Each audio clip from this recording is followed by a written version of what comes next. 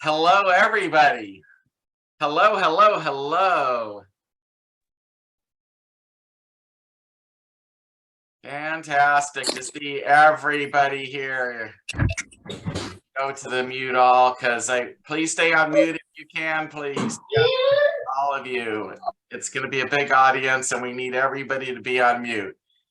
We're already at over 200 people in the room, and we're just starting to let everybody in. So this is likely to be our biggest event ever. I'm so happy. Thank you to all of you. You all are truly amazing for continuing to keep showing up to this event. It is only because you guys show up as to why I show up, and it's really amazing that we keep growing so big. I'm going to have to take just a moment to let us bring more people in before I get into the announcement. So just give me a minute, and I got to mute everybody. To all of you who are new, this room works as long as everybody is on mute, except for the speakers. And tonight we're going to have a completely different format where we're going to move into breakout rooms sooner than later, especially because our audience is so big for tonight. I want to make sure that we get those breakout rooms working sooner than later. I'm sorry, we're still letting people in. Just make sure we're all on mute. So great to see familiar faces and new faces. We had about 100 more people register, looks like, since last week's event.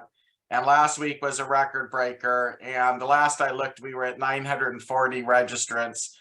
I max out at 1,000. I have no idea if we're going to hit 1,000 or not. Not everybody shows up because we're a free event. You know, we get about a third to half the people that'll actually, attend, although our attendance has been rising and we still have a lot more people coming in the room. So just bear with me a moment more so I don't have to repeat my announcements twice.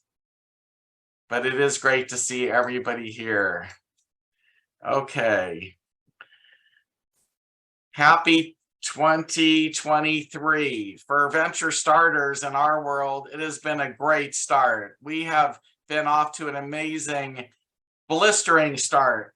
The numbers are skyrocketing, which I love to see. And as a result, it'll be easier for all of you to meet the people you need to meet to add value to what you're doing in your startups, your early stage companies, your careers. For those of you who are joining, who would like to be considered to join a startup team, I believe the breakout rooms are going to be a great place for you to be able to meet our founders. We have hundreds of founders that are part of Venture Starters. They're here looking for investors. They're looking for team. They're looking for customers. They're looking for a lot of things. And for all of you who are here to help support our amazing startup community, I want to thank you very, very much. Oh, fantastic. We're over 300 already. All right, a very important piece of news, though, that many of you may not know. It's if you want to network as well as you can, if you look for the 3 dots that essentially are connected to your video image, there's something called rename. And if you can at least put either your company name or your email address, I think it will be useful for you, especially through the networking process. The breakout rooms that I'm so excited that we have 27 breakout rooms set up already for tonight. They're basically designed for introductions for tonight. There'll be other purposes and ways we can use the breakout rooms in the future, but since we have such a huge audience, I think it makes sense for you just to meet each other, take a minute or two, just letting the room know who you are, and then letting somebody else in the room share who they are, and letting basically one after another share. That if you want to get into conversations about topics, that's great too, but make sure everybody has a chance to at least share information about who they are. The whole idea here is meet people, network, get to know people. If you keep showing up, people get to know who you are, and more connections will happen. And as many of you have heard me say in the past, trying to create magic. So we want to make as much magic happen as possible. So again, for those that are just joining, please stay on mute. This event only works if everybody's on mute except for the person speaking. That's even the case when it comes to the breakout rooms. Really important. That way everything works. If you'd like to communicate or see what's going on, or reach out to anybody that is speaking to the whole main stage, which is going to be the beginning of our event, open up the chat. All the action happens in the chat. But I do want to make a comment about the chat. We basically outgrew the chat last week. It was going by so fast, nobody could even really focus on it. And to those of you that were spamming us by copy and pasting and repeatedly putting the same message up over and over again, you're going to be removed from our community and event if you do that again. You know who you are. So this is the only warning I want to give about that.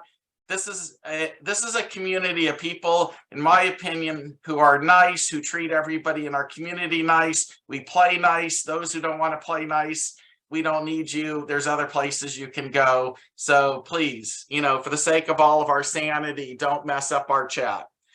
Let's see. I want to also say that please treat anybody that you meet at this event with the same level of caution as you would any other event like this. I don't know everybody that's here. We've gone viral. There's so many interesting folks. I've invited a ton of amazing, gifted, talented people with resumes to die for to come in and mingle among us, who I believe would be great added values to a lot of you founders. And I've invited a lot of founders here and a lot of investors, but I don't know everybody personally. And I just want you to know, please, err on the side of caution with everybody. I don't want our event to end up having any negative outcomes. The whole idea is positive outcomes. Also, I'm starting a fund. I aspire to start a fund. We haven't started it yet. If you go to wednesdayfund.com, you'll see my aspirations for a fund that would basically be in place to invest in the venture starters community. If any of you have an interest in talking to me about the fund, I especially need limited partners, and I haven't found yet the general partner who knows the limited partners who can join in and run the fund for me. It's not a fund I want to run myself. I just want to continue to find ways to get investment into our community. I also opened up a website called marknovember.com because everybody kept asking me last year, how can I help their company? And for many of you, you know that I gave a couple of hundred free advisory sessions, and this year I just can't. There's just too many people asking me. So on marknovember.com, it essentially answers 3 questions, which is, can I help your company? What do I charge for that? And can I get on the calendar? Can you get on my calendar? So just take a look at the website if you have an interest, but it does mean spending money. I just can't afford to keep making this free for everybody. Let's see how we're doing with, 385 people. Yay, you guys rock. And more will be coming. Okay, so last week we literally ran out of time, and there were a number of people who were about to pitch, but we basically cut them off. So I'm going to actually call out a few names of people who were supposed to pitch last week and ask them to pitch first before we get into the regular queue. And we're likely to not be able to address everybody who would like to speak today. I apologize. I'm going to probably cherry pick a few people, and then we're going to quickly move into the breakout room experience, which I'm the most excited about. I really think that's the place where you're going to all get a chance to meet people that will actually help move things along in your careers, in the startups, in our early stage companies. So the first person on my list is a person named Samson. Yes. Oh, perfect. Samson, you're up first. And please, everybody, only 2 minutes. Very, very quick. These need to be the quickest pitches. Those of you who can pitch even faster than 2 minutes, you'll be rewarded. At least I'll give you the thumbs up. I really appreciate moving quick. Thank you. Samson, go for it. Samson, go for it. No problem. Hi, it's my second time here. My name is Samson. I'm the founder of Pioneer, and I'm in San Diego. So we're building up a platform called Reach. It's for student organization to manage their community and provide the best hosting experience to participants. So it will allow student organization to recruit members, cooperate with other communities, organize events, and manage community through the platform. So the reason why I started this because I was in the same shoes when I first transferred to San Diego. It was during COVID. I was looking through all the organization through Facebook, but I couldn't find any of them because I haven't get to connect people in the school. So until after I actually start my school year, and then I start meeting people in the school, and the algorithm start bringing me to the organization that I am actually interested in. But it was too late because I passed the rush day, like past the recruiting day. So I don't want other students to experience something like this, and that's why we have this company. So it's basically we're creating a system for any organization to have better event experience, even for the meeting that we're having now, because you see the chat, we're posting all our company information, but we're unable to read them all. So that this platform will be the solution for this problem, because you can manage your event and meeting through the platform, and you can see all the information of the participant of the event, so you can reach out to them easily. So our target customers, a student at the beginning, we try to provide the service first, and we expect to launch in the coming academic year. We're looking for a software engineer and whoever are interested to the project. So feel free to connect with me to find out more. My LinkedIn is Samson Chiu, CHIU is my last name. And then my email is pioneergroup@gmail.com. And it's PIENERGROUP. Okay. And thank you. Thank you, Samson. Okay, meet Samson in the chat and or in breakout room. Up next is Daniel Johannes. Hi. What you're currently wearing is probably most likely made out of either cotton or synthetic fibers. Each of these textile fibers represents a sustainability problem. Consumers and manufacturers are looking to find practical ways to reduce their environmental impact and contribute to halting climate change. And Renaissance Fiber was created to help the industry, the textile industry in particular, become a force for nature instead of against nature. I'm Daniel Johannes, and I'm the co-founder of Renaissance Fiber. We're a North Carolina clean tech manufacturer of hemp fiber for the textile industry. Hemp is the most carbon negative plant to grow, and our patent protected hemp fiber processing system is clean, or we call it ecologically invisible, cost effective, and carbon negative. We sell fiber to brands and yarn makers worldwide. We're raising $1 million seed round of investment for 12.5% in convertible notes in order to complete and run our first of its kind minimum viable hemp fiber mill for year one. And we're about a quarter of the way there. Hemp fiber is expected to be a $44 billion market by 2027. And we have a refined financial model and a strong leadership team. And we're looking for textile industry veterans to hire into our new facility. If you're interested in talking to me, please contact me at Johannes@renaissance-fiber.com. I'm really jacked up about this. Thanks. Fantastic. All right. Up next is Hansel Del Gaudilio. I'm so sorry about your last name. Are you here?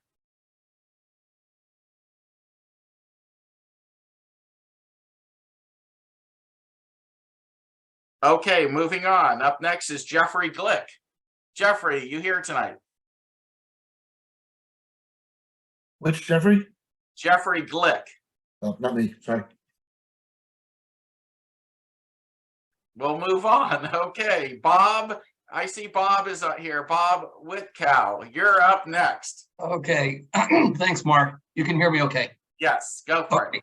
I'm going to do this quick. My name is Bob Whitko. I'm founder and CEO of Met Surgical. We're a 2-year-old startup based in Denver, Colorado, and Tel Aviv, Israel. Based on my cancer experience and seeing weakness in surgical techniques, I invented some tools and systems that improve on what turns out to be 75-year-old surgical techniques. In the process, we enabled cancer surgeons and pathologists to collaborate, which has gotten a tremendous amount of attention in the medical community. Some data points. We have 2 issued patents, and when I pitched Johnson & Johnson and Teleflex Medical, both companies said, why didn't we invent this? We're conducting usability studies at Sheba Medical Center that's outside of Tel Aviv. Sheba was named the #10 hospital in the world by Newsweek magazine. We're dealing with the heads of cancer surgery and breast cancer surgery there. That hospital is in the same category as Stanford, UCLA, Mass General, et cetera. This week, hopefully Friday, before close of business, we will file our 510 application with the US FDA. We designed the first product using fast track guidance from FDA, and we should have approval, they call it clearance, early in Q2, and we'll be in the market immediately after. In Q4 last year, we conducted a seed round. That's going to get us through the middle of the year. So this is my first ask. We're looking for money in the second half. In the range of $2 to $3 million in equity financing. I'm also looking at debt financing against our IP. The other need is I'm interviewing right now for US distribution manager and US regulatory manager. So I'm interested in receiving resumes. I think that's my whole story for tonight. Thanks, Mark, again. I like it, Bob. And actually, I'd be very interested in seeing your deck. So please make sure you get it out to me at some point. Up next is Kathy Erickson.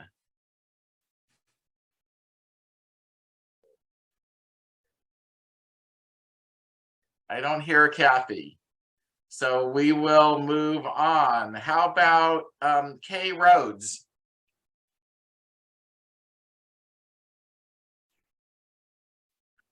Okay. All right. How about Jay Frazier? I think I saw Jay earlier. I am here. Thank you. Perfect. Okay.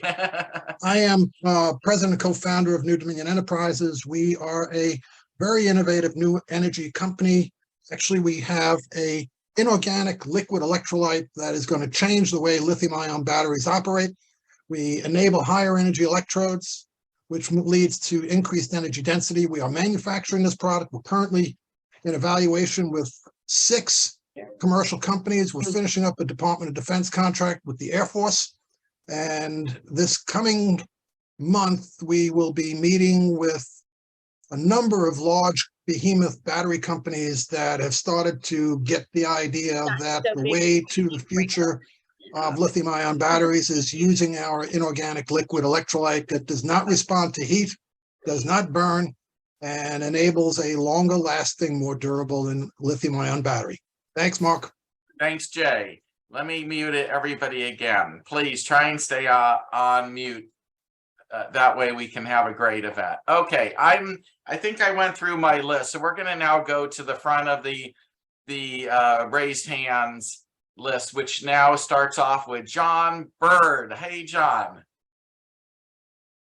Wow, that was first. That's amazing. Okay, thank you, Mark.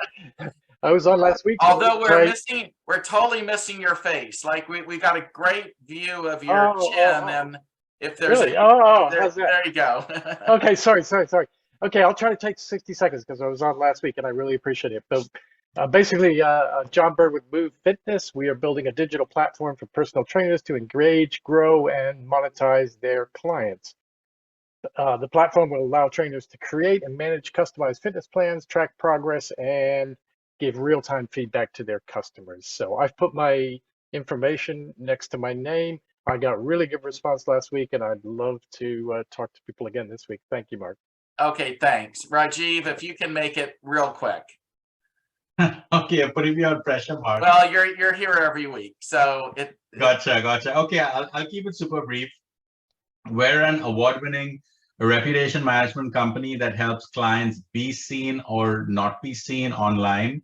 The be seen part of it leverages thought leadership best practices, like helping you to be an Amazon bestselling author or producing your podcast for you as a done for you or done with you service, as well as helping you to be a United Nations speaker to globalize your brand.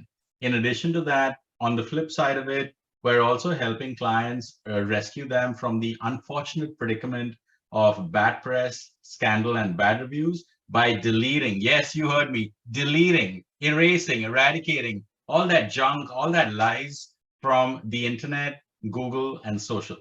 If you'd like to know more, I'll put my details in the chat and I'll leave it there. Thank you so much for the opportunity, Mark.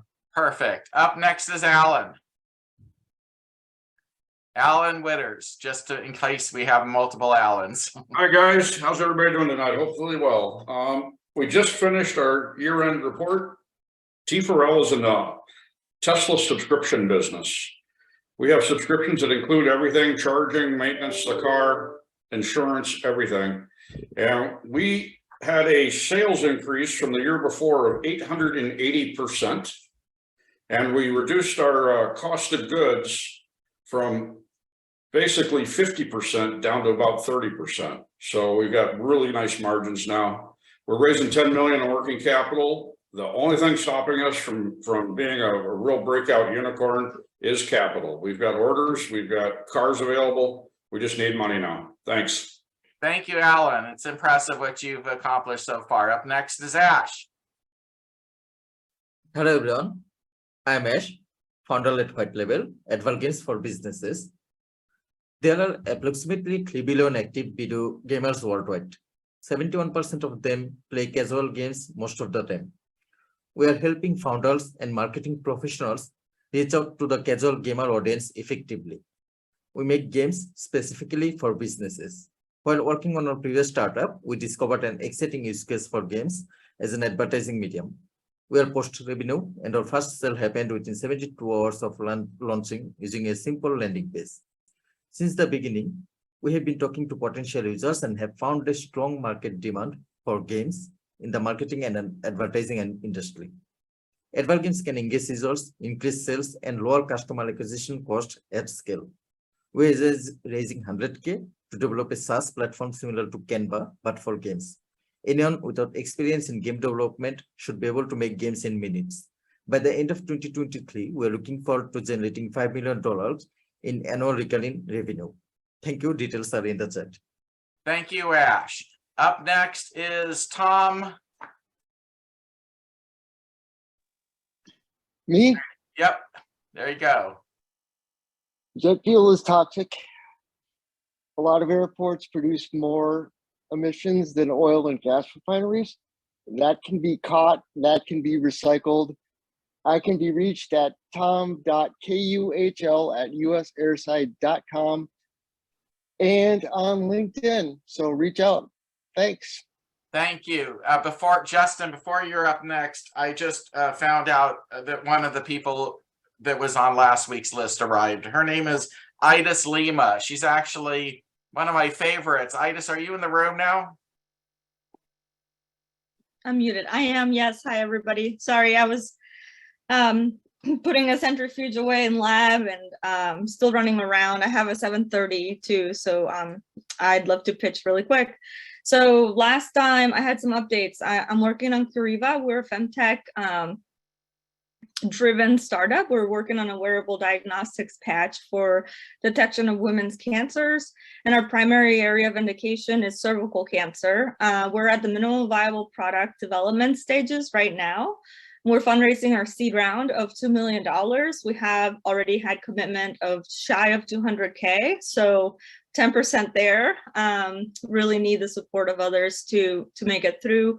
We're on Red Crow. We have high interest from more than a handful of angel groups right now, and we've been asked to find a lead investor. So I'm here in case there's any lead investors on the call, or you have friends that are lead investors, since that seems to be our bottleneck right now.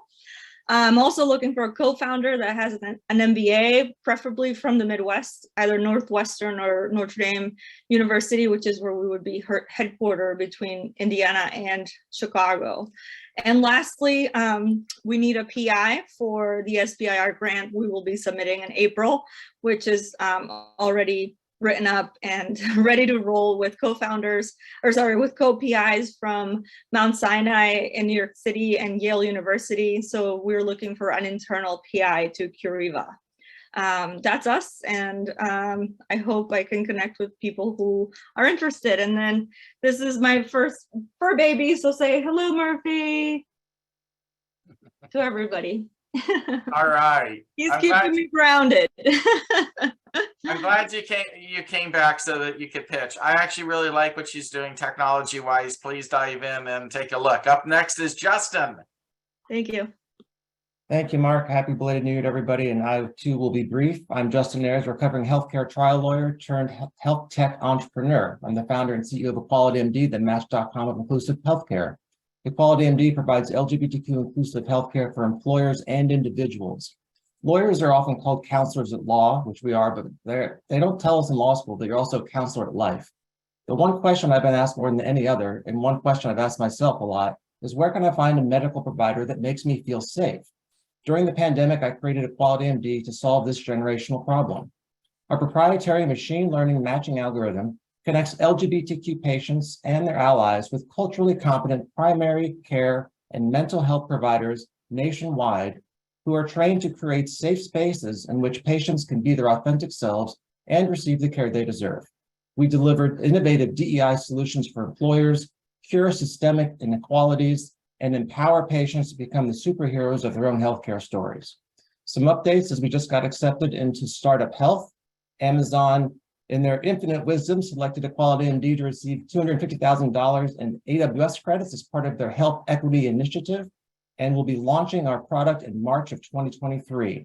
We built and tested our MVP with both patients and providers. We're raising a $775,000 bridge round via SafeNote to take our product to market and begin pilot programs with CBS and Boston Scientific. If you'd like to learn more or see our deck, send me a message. See you in the chat and in the breakout rooms. Thank you. Awesome. Great update, Justin. Up next is Blake. Hi there. I will also keep this quick because I'm a regular.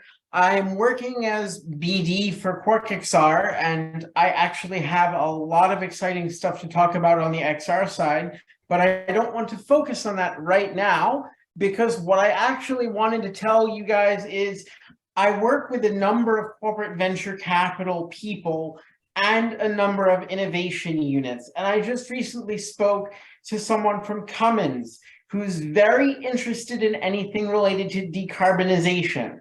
So I caught at least two of you guys that are active in like novel chemistry. Please feel free to connect with me on LinkedIn.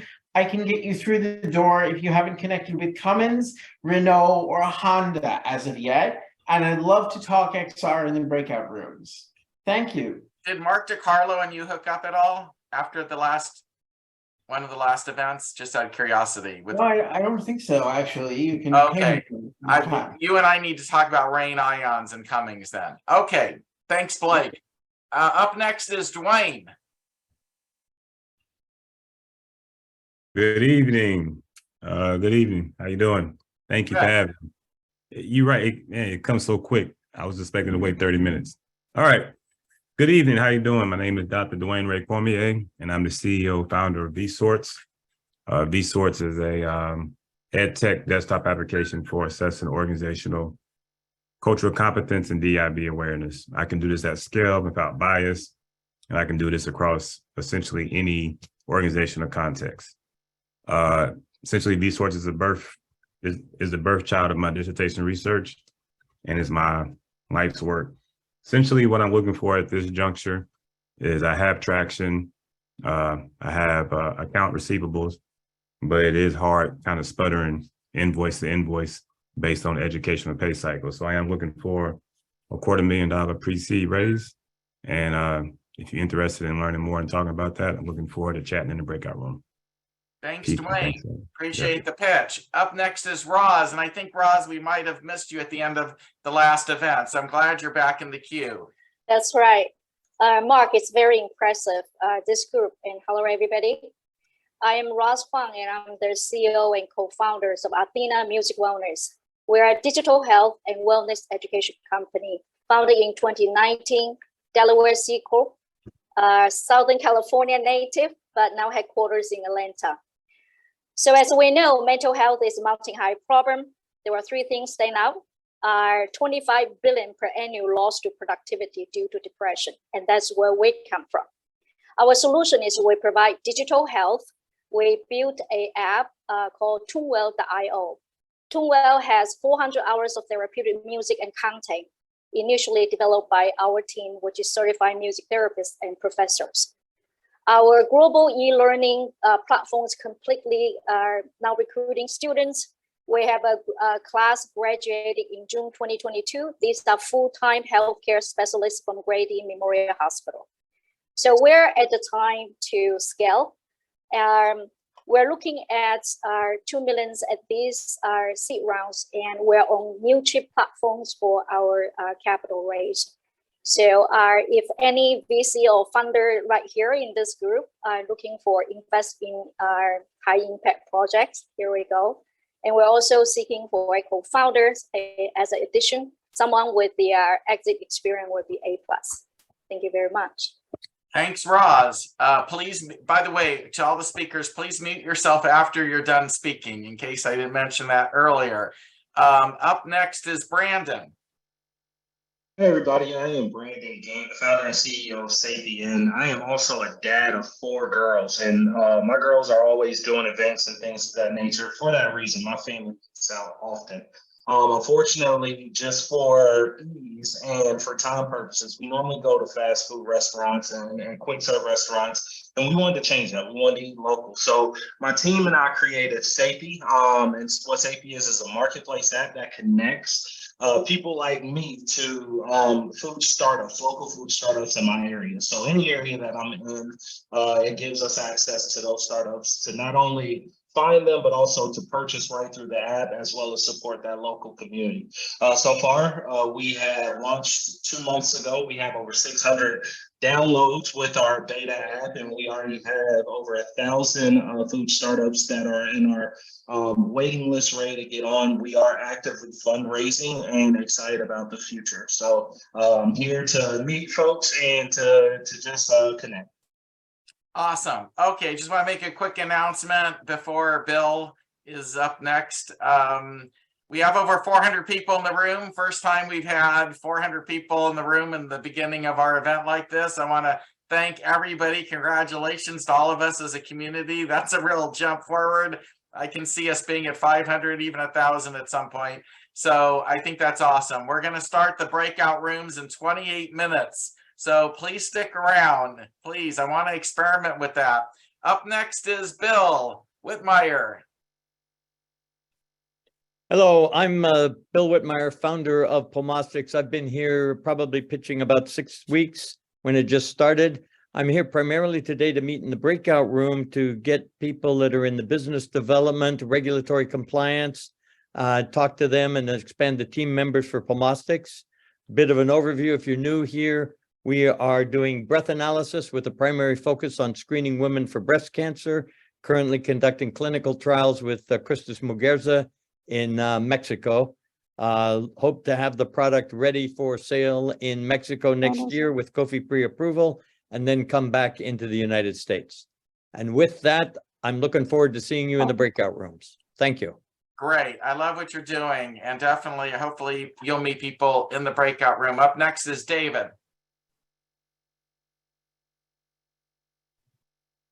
Thanks, Mark.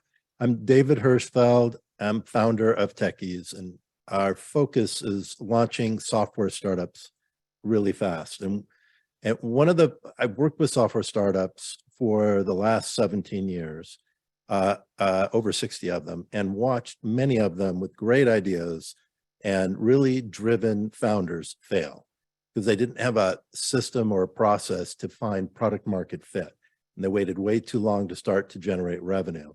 So I've worked with a number of founders and a number of startups to develop a methodology where we find product market fit in a matter of months by generating revenue from pre-launch sales before making the big investment to even develop the software. I'm currently looking for venture studios or business development partners to help me bring this product to the market. Again, my name is David Hirschfeld. I'm the founder of Techies, and my methodology is launch first. Thank you, David. Up next is Luke, who I hired to help us build this community. He did a fantastic job. If any of you would like to hire Luke, he's great, and he's up next. Unless his feed went bad. He's calling in from Bulgaria. Luke, we may have to move on from Luke. Okay, maybe bad feed. Up next is Hari. It's me. Hari Atkuri. Hi, can you see me here? This is Hari Atkuri. I can't see you. Their camera's not on, and I don't I'm missing actually. I don't know how you're speaking because it looks like you're on mute as well. At I least have on my two screen. accounts. Give me 1 second. Sorry about that. Should not take too long. Sorry, guys. We see him and hear him. Luke Skywalker. Oh, I'm probably looking at the wrong feed then of yours. I can see him. Bear with me. Go ahead. Go. If everybody's seeing you, go for it. Uh-oh. Hi, guys. So this is Hari Akure. You're feedbacking. One of your device. You need to turn off the audio on one of the two devices, I think. Let me do this. Sorry about that. Is that okay? Better now? A little bit? Better. Yes. Go for it. Hi, guys. This is Hari Akure from Minneapolis. And I work on smart glass development. Basically, our entire background is development of smart glass, whether it is a dynamic glass or you call it light control or a privacy glass. And we have been working in this industry for the last 20 years. And Smart Glass Labs recently acquired some company in California. Still, we are working on the R&D level. We have minimum viable products already completed. Right now, we are looking at some people who are interested in learning about a smart glass that is really competing with the electrochromics and the liquid crystal products, where we can actually do much better. Yields are much better. Size is really big as well. There is no limitations in terms of the colors. I will put our message here. Please reach out to me. Love to connect with you. Thank you, Mark. Awesome. Thanks, Ari. No, great. I'd like to learn more too. It sounds Mark, great. can you hear me? No. Who is that? Luke, you? it's Luke. It's Luke. Oh, It's Luke. Sorry got for it. that. Yeah, now we can hear you. Go for it, Luke. Okay, sorry for that. Probably something with my connection, and I would really like to thank you very much for this opportunity to speak. And it has been amazing 6 months.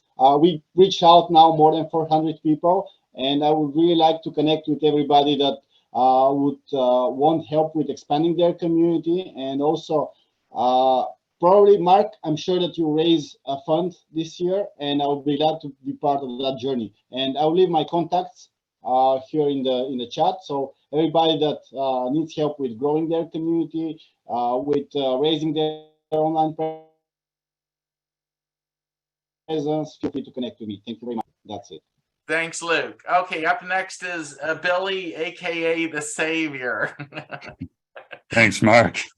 I turn failures into successes by removing my clients' obstacles and replacing them with highly creative and effective marketing and branding strategies and campaigns. Like I helped the CDC exceed their goals 1 month faster than they thought possible in a national campaign, a recent one. If you'd like to see how I can create miracles for you, reach out. I just dropped my contact info in the chat. As Mark said, I'm Billy, aka the Savior of Sexy AF Creative Studios, where we only build Lamborghinis. I like your pitch. Perfect. Thank you. Up next is Evan. Hi, everybody. My name is Evan Wall with Catalent Pharma Solutions. We're a global pharmaceutical manufacturing company. I'm personally looking for biotechs out there, new biotechs that have small molecules or peptides that want them formulated into tablets, capsules, or injectables for clinical trials. Pretty straightforward. Life sciences, healthcare here, and anybody in that world, please reach out to me. Thank you. Great. Thanks, Evan. Up next is Matthew. Hi, this is Matthew. Tent cities popping up all over America. If anyone sees that as a kind of a problem, if you want to chat about that, it's a very difficult and complicated thing to understand at the beginning. The solution's really simple. So please contact me if you're interested in chatting about some of these social situations, looking for some impact investing. Thank you. Thank you. Up next is Jeffrey. This time it's you, Jeffrey Cohen. I'm here. Copy? It's you now. Your turn. Okay. So my name is Jeff Cohen. I am the founder of My Life ID, and I'm going to give you an update here. So My Life ID is now selling a benefit program, which includes telehealth benefits and everything else. But I want to talk specifically, not just to the investors here, but to all those people who are in WellCare and wellness, like Cheryl or Frederick or Roz. What we bring to market is not only an aggregation of data for consumers so they can be better protected no matter where they are in the world, But what we also do is bring a marketplace for your products where we can, through a relationship that is a zero overhead, pure profit relationship, build you a community or build you a customer base in return for a simple discount to our members. So it's zero overhead, pure profit. And with that, we aggregate information for our members from your services as well. So you get free marketing, free customer base for just a little bit less profit. In return, with that data aggregation, we're building the largest patient database on the planet, and from all countries in multiple languages, from multiple cultures. And what that means, specifically for those of you who are in trials or about to conduct trials, we can bring the price down for clinical trial recruitment from the industry average of $6,000 to under $600. The way we do that, because when we do a blind solicitation for people to participate in your trial, we already have their medical history. You have zero delay. You do not need to send out a traveling nurse. You do not need to wait for test results to come back. You have a fully qualified 100% participant ready to go on day one. With that, you can run more trials. You can run them less expensively, which means you bring your product to market less expensively, which means that you get greater adoption, which means more profit. I will be in the healthcare room. Please come and talk to me. Investors, we have a round open. If you share our vision, we'd love to bring you aboard. Thank you. Thanks, Jeff. Up next is Benjamin. Hello, everybody. And thank you so much for letting me be here again. It's my second time, and I'm a huge fan. I actually jumped from making dinner, so you've got me in my cooking apron. But here we go. My name is Benjamin. I'm the CEO of Chariot. We are a fintech solution that's upgrading the world's payment systems from the rails that were implemented in the 1980s to the current cloud-based infrastructure with advanced technology, scalability, and security, and instant settlements that we expect today for today's global economies. Chariot's essentially a bank compliant, which means centralized, distributed ledger technology that's designed to upgrade the payments to the 21st century. Currently, the money that settles as we move it via the payment rails were implemented last century, and frankly, they bring all the delays, the fraud, the fees, the friction. They just can't scale to these platform technologies that we all live and work on, including Zoom right now. That takes multiple days, increasing fees, and there's just so many problems. It's really ironic that the banks have not upgraded the way all of our other technologies have.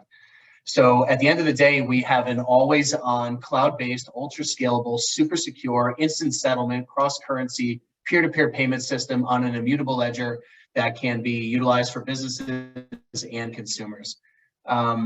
We have multiple commitments to close the convertible note that we have. We're live with our bank, but we'll be launching with our first clients later in this quarter, now that it's 2023. And I'd love to talk with anybody if there are early stage investors here to detail the convertible note, the prospectus of how we're moving into the future, and the large partnerships that we have lined up. Thank you so very much. Right now, I'll put my LinkedIn in the chat, and I'll be in the FinTech breakout room in a few minutes. Thank you so much again, and I look forward to connecting with you all. Perfect. Thank you. Up next is Daryl. Hey, Mark, good to see you again. I'll keep this short because I'm pretty regular here. Thanks for the new format change. I'm excited to tell you guys about Recody, a multi-tenant SaaS platform that's meant for the sports teams, athletes, fans, anyone connected in that ecosystem. It's quite vibrant. We know there's lots going on. There's lots of innovation. I'm part of a team of sports executives that have a long history of work with professional leagues and teams, customer service, engagement, ticketing, you name it. We're revolutionizing the game, the fan engagement game, and we'd love to tell you about our journey, where we just secured our lead investor and are a few months away from launching a game-changing platform. Hit me up. I'd love to tell you more, and I look forward to talking to you folks in the breakout room, and I'll put more information in the chat. Thank you. Thanks, Daryl. Up next is Chad Walker.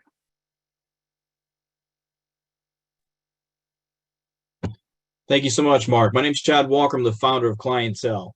In 2006, I left the Navy, found myself in the trades as an electrician. 2 years later, my younger brother followed suit. He came out of the Army went into the trades as well, but unfortunately he found himself in the residential space working as a carpenter. And after 10 years of losing more money, one customer stuck him for $28,000.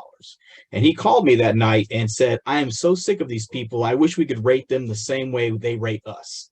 And on that night, clientele was born. We built our first MVP. We bootstrapped it. We gave contractors the ability to rate their customers, share those ratings with other contractors. And now we've paired that with public lien records to give contractors the same level of transparency that their customers have had for over 30 years since Angie scribbled down her first list. We're bringing this to contractors here in the state of Florida first, where we expect in the next year to put 25,000 contractors in the platform and bring us up to about 400,000 MRR. Love to talk to you in the breakout rooms. Looking forward to it. We are creating a microfusion reactor about the size of your two fists put together, which produces about a terawatt of power. We don't need deuterium or tritium or any kind of weird, crazy fuel like that. We're using water instead. Lawrence and Livermore reached out to us 2 weeks ago. If they're getting on board with us, why aren't you? Our ask is $2.5 million. If you'd like more information, email me at ceo@edcinstitute.com, or I'll be in the Energy Power Breakout Room. Thanks a lot. Awesome. Up next is Karen. Hello, everybody. I'm Karen Frame, repeat founder and CEO of Makina, the data-rich loyalty and rewards platform for the natural products industry. Essentially, we're Rakuten meets Nielsen meets Whole Foods Market. We connect brands and retailers in this $300 billion space with consumers who are looking for products that meet either their unique dietary or lifestyle preferences through AI and machine learning. We're generating revenue. We have over 700,000 downloads of our app. Our users are super sticky. We're about ready to sign a deal with a partner in our space that has a $50 million value associated with it. So we are raising our $2 million round. We have a number of soft commits. We did receive a term sheet last week for the full $2 million, but we are looking at other investors, and I would love to meet with you in room 16. Thank you. Perfect. Up next is Duncan. Hi, Mark. Thank you so much. I appreciate it. And this is a great forum. I appreciate also the counseling that you do in addition to this type of thing. Vegidome is one of those special things that comes in a forum like this that is literally going to be changing the landscape of the modern kitchen. And that is keeping vegetables and fruit out on the table. And how? Not by some weird gimmick or phone app. It is through the biology of the plants themselves that's not recognized by people who are now putting it in the refrigerator in a plastic bag and throwing away almost $100 a month. So the Vegidome is utility patented. It has already been in production, but we're scaling production. I just now put in the chat my LinkedIn. I'd love to talk to you at any time. Thank you so much. And thank you again, Mark. Thank you, Duncan. Up next is Asant. Yes, thank you. Great to be here, Mark. So we are with Luftcar. I'm the founder CEO. Luftcar is developing a hydrogen-powered eVTOL vehicle, which has got an air and road capability. We are part of the Northeast Hydrogen Hub proposals. We are partnered with NYSERDA. Now we are partnered with NREL and Oregon National Labs, and also with Bosch Aviation. And we have a very cool concept of a vehicle that could fly up in the air, land vertically, and take off vertically, and can drive and fly in the air and then drive on the road through a detaching mechanism. Look us up with our video. I'll put a link on the chat. What we are currently doing now is raising up to $5 million in seed funds to develop our prototype. And on top of it, as part of our hydrogen proposal, which has been encouraged by Department of Energy, we are raising matching grants. So if anybody wants to be part of this whole ecosystem, participating in hydrogen opportunities, please approach me. I'm looking for matching grant partners. We have been allocated close to $150 million in funding opportunity, but this would be a great opportunity for anyone that would be interested in the Northeast Hydrogen Hub. Thank you. Okay, so thank you. Up next is James, who's on mute. Hi, Mark. Glad to be back. We're a regular, so I'll make this short. We are commercializing a new technology where AI training no longer needs to be statistical. We have a deterministic method to guarantee you'll solve for the optimal solution. This is based on a new area of mathematics. You'll be able to compress the models greatly to a single layer and provides output that is explainable.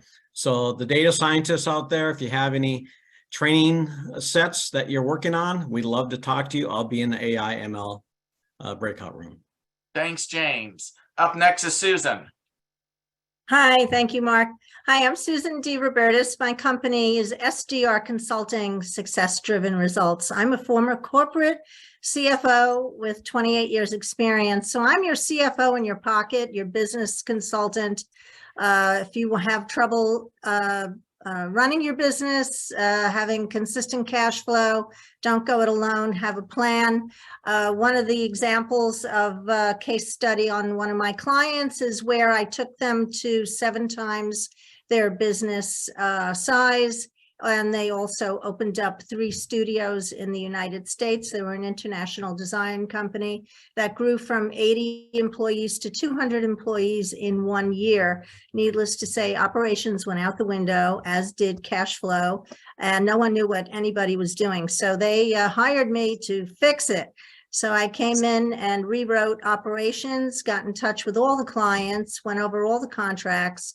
Basically, they went on to double their revenue. And this is my first time here. Sorry if I'm a little wordy, but you have to have a plan for success. So you're either creating a plan or you're planning to fail. All right. Thank you so much. Thanks, Bye. Susan. Welcome. My info's in the chat. Yep, and meet folks in the breakout room, which we're going to open in 5 minutes. David, you're up next. Thank you so much, Mark. Glad to be here again. Hi, I'm David Mead, the CEO of Terra Bioworks. I sold my previous company, Lucigen, for $70 million 5 years ago, and I also developed a molecular biology reagent at the dawn of my career that sold nearly $1 billion in product. Terra Bioworks has pioneered a synthetic biology platform that is 100 times faster and more precise than pharma methods to discover and manufacture bioactive natural products that are beneficial to humans, plants, and animals. We can dramatically reduce manufacturing costs of existing drugs and can discover new ones faster. We have IP revenues and are looking to raise $3 million in a Series A round at a $10 million valuation. We are one of only 2 companies worldwide with these SynBio capabilities, and we were the only one addressing near-term drug production problems, which is a significantly faster and more affordable timeline to revenues. Other SynBio firms are chasing drug discovery, which is a 20-year, $1 billion quest. Our go-to-market strategy is to reduce the cost of goods for very expensive drugs, such as cyclosporin or plitepsin, saving $1 billion in manufacturing costs. These are very hard to make, obviously. We will establish new gene-based manufacturing IP worth hundreds of millions of dollars for one of these compounds, and we can repeat that for others. One licensing deal could be worth $100 million in revenues per year. And the exit strategy is to develop these overproducing drug strains that I mentioned, patent protect them, and license or sell the assets for 9 figures. And it's about 100 times X ROI. That's the story. Thanks for listening. David. Appreciate it. Appreciate it. Gregory, you're up next.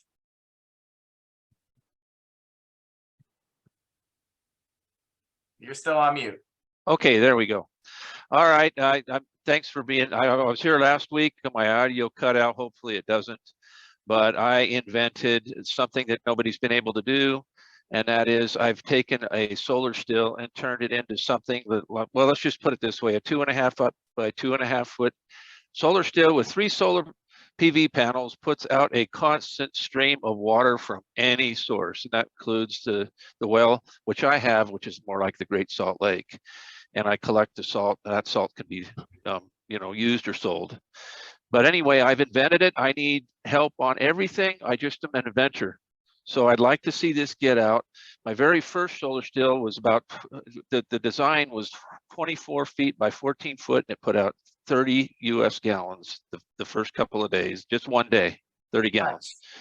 And so far, everybody's like, well, nothing could do that. There weren't any solutions. But anyway, I woke up one morning, wrote down some some designs, went out, tried it, and sure enough, it worked. It's got unlimited collection surface, so I can collect the water as fast as I can boil it. And anyway, I guess I will be in the product to consumer room, breakout room. Would that be good for what I'm doing? That probably would work. Try Okay. that. And, Okay. and Yeah. definitely meet Gregory if you're interested. Gregory, I'm interested. So please make sure you get some information to me personally. Yeah, realwaterindependence.com. Okay, thanks. Greg at Real Water. We're only going to have time for one more person today. I apologize for all of you who are in the queue. We're going to go with a breakout room strategy and see what that is. It's an experience that none of us have had as a community before, and I apologize if we can't get to everybody today. Abilene, I'm not sure I pronounced your name right. You're the last before we go to breakout rooms. Thank you so much, Mark. Yeah, I'm kind of one of the OGs here since I've been coming to these Zoom calls since last summer. So I'm so super happy to see it grew. I'll make it super quick. My name is Abilene. I'm the founder and CEO of Capella. And at Capella, we build AI-driven sound analysis solutions. And the first product that we're building right now and that we're working on is an AI-driven baby cry translator. So a baby cries and we're able to say baby is hungry, in pain, etc. This technology has been developed by MIT engineers, and we're starting a Techstars program next week. I'm looking to connect with any investors here to get advice from them moving forward. Thank you. All right, well, thank you, and congrats on the Techstar. That's great. Okay, so here's what I'd like to do. Thank you all for hanging in there and being part of this sort of social science experiment in an odd way. But, you know, I do think the results are going to be great for all of you if we figure out how best to take advantage of the breakout rooms. Many of you have been asking for breakout rooms for months, and it was really only when we could no longer count on the chat working the way that it used to work that we sort of moved to this next level. So since I've never done it before, I would appreciate feedback. What's working? What isn't working? What ideas will improve this to make it work? I've started with 27 breakout rooms. Is that enough? That's probably going to end up meaning that there's about 15 to 20 people on average per room. Is that too many? The rooms that you will see that are listed as open mic, those rooms are designed just for any topic and maybe get away from the main room if you want to have a conversation. Here's my suggestion for tonight. Just use tonight as a way to introduce yourself and find out about everybody else in the rooms you attend. You can go to any of the rooms. You can move from room to room to room. Please, nobody spend more than 2 minutes just introducing themselves. Don't try and do a hard sell tonight on whatever it is that you have as your passion. Just introduce it, get some information on other people. You might even pick up an email address or two that you can, connect with people outside of our event. But I would suggest that for tonight, since we have so many people that are interested in being in our community, let's meet everybody. And instead of one person that we're meeting at a time, now we're going to have 27 people meeting other people at a time. So I'm going to open up the rooms right this second. And I'm open to suggestions on room change names later.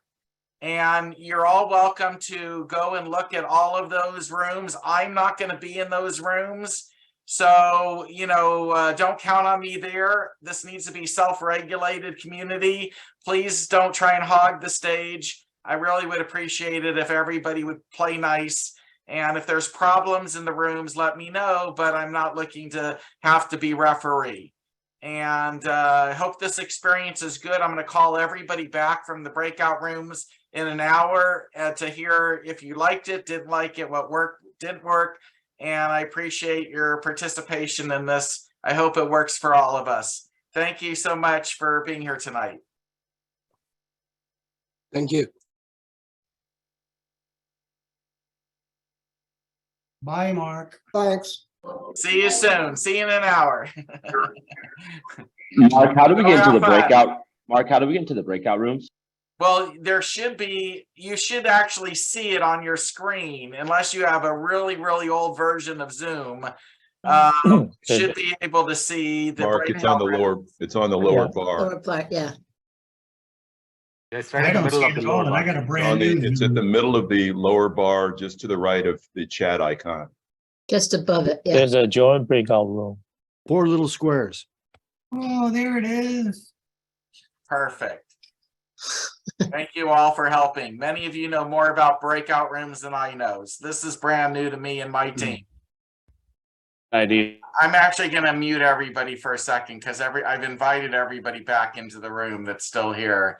And I would be interested if selectively those who are just coming back from the breakout rooms, if you have any advice for me as to how to improve the breakout rooms or whether you like them or not. I see Greg's. Since you're the most visual in front of me right now, why don't you give me your thoughts real quick? So we had, it was a great breakout session. We got a lot of stuff done, but what we definitely need is a moderator in each session. And it can be someone who just volunteers, something like that, because we had somebody and it was not their fault. I don't know what the deal was, but they were in the breakout room, but they did not know that they were not on mute. And so for 5 minutes, we were listening to someone talking to somebody else about something that had nothing to do with what we're talking about. And there was no way to shut them up because they couldn't hear us.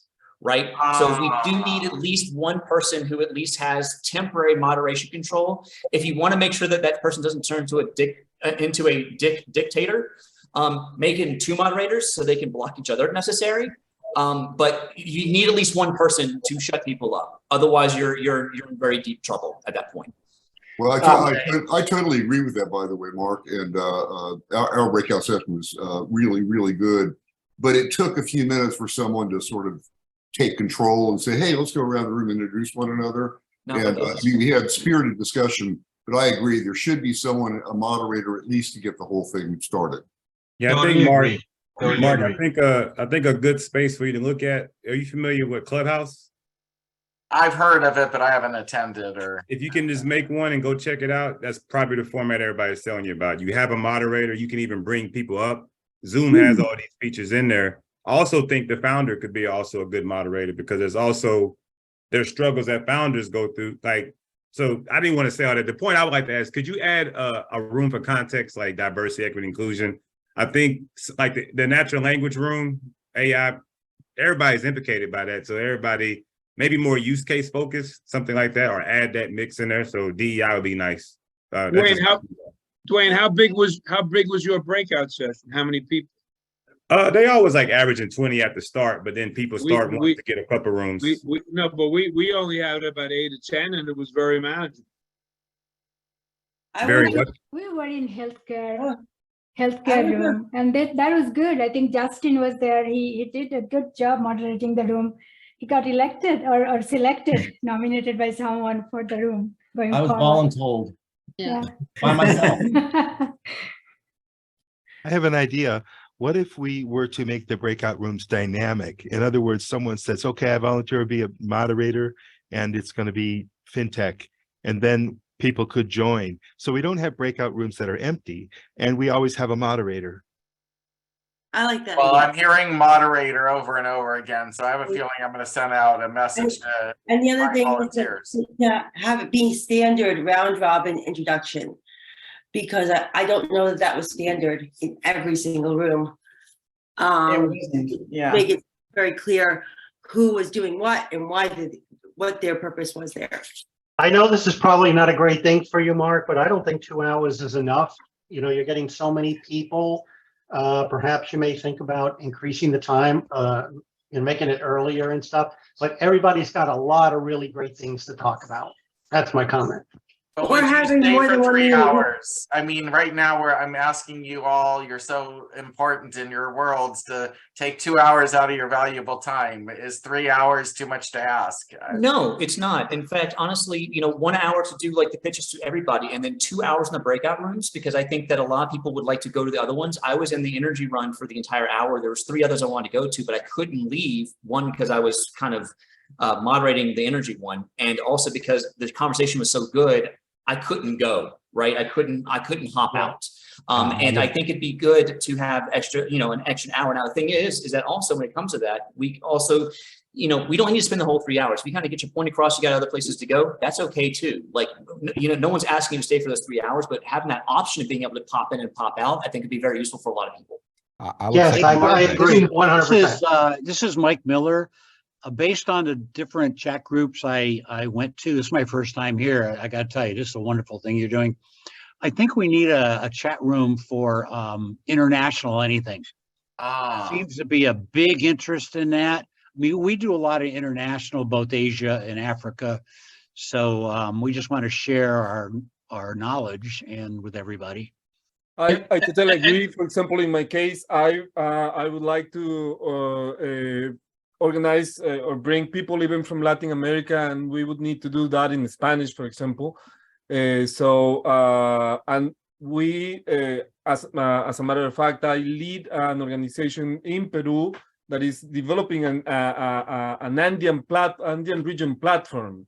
So we are in the process of communicating with different people that have project investment opportunities down in Latin America that are needing funding, and we are also investing in those groups. Nice. I'd be interested in talking to you or getting ideas about that. I've invested in Central America myself in a hydropower plant. Hey, Mark. Mark, one suggestion would be the chat room is not really working, I don't think, as better as it could be. If we can find some way to have a profile of the person where maybe by hovering just the name and the email address when you're looking at a room that has 300 people, it would be good to get a context like if I hover around person X, just briefly show a two-liner saying founder of so-and-so or investor of looking for so-and-so, maybe a two-liner or three-liner. Is there a way? I think that's already there. If you change your name on the thing that says an email address, I think that's a pretty good thing. Mark has done a great job of that. I understand the email address, but that doesn't really tell me anything, right? I think that's an excellent idea.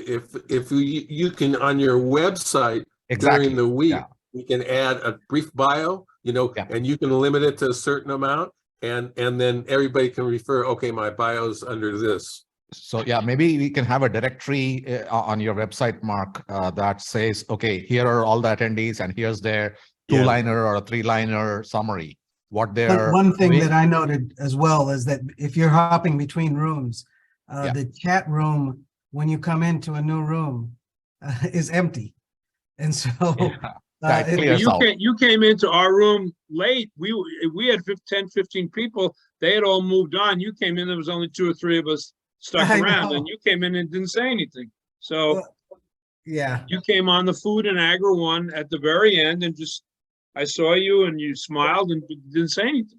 Yeah, no, that was a mistake. I was looking to join another chat room. I joined the wrong one. But my point is that if you join a chat room after you've been in one breakout room, if you go into another breakout room, the chat in there is empty. Mark, it might make sense with the breakout. It might make sense with the breakout rooms to limit the size of the breakout rooms.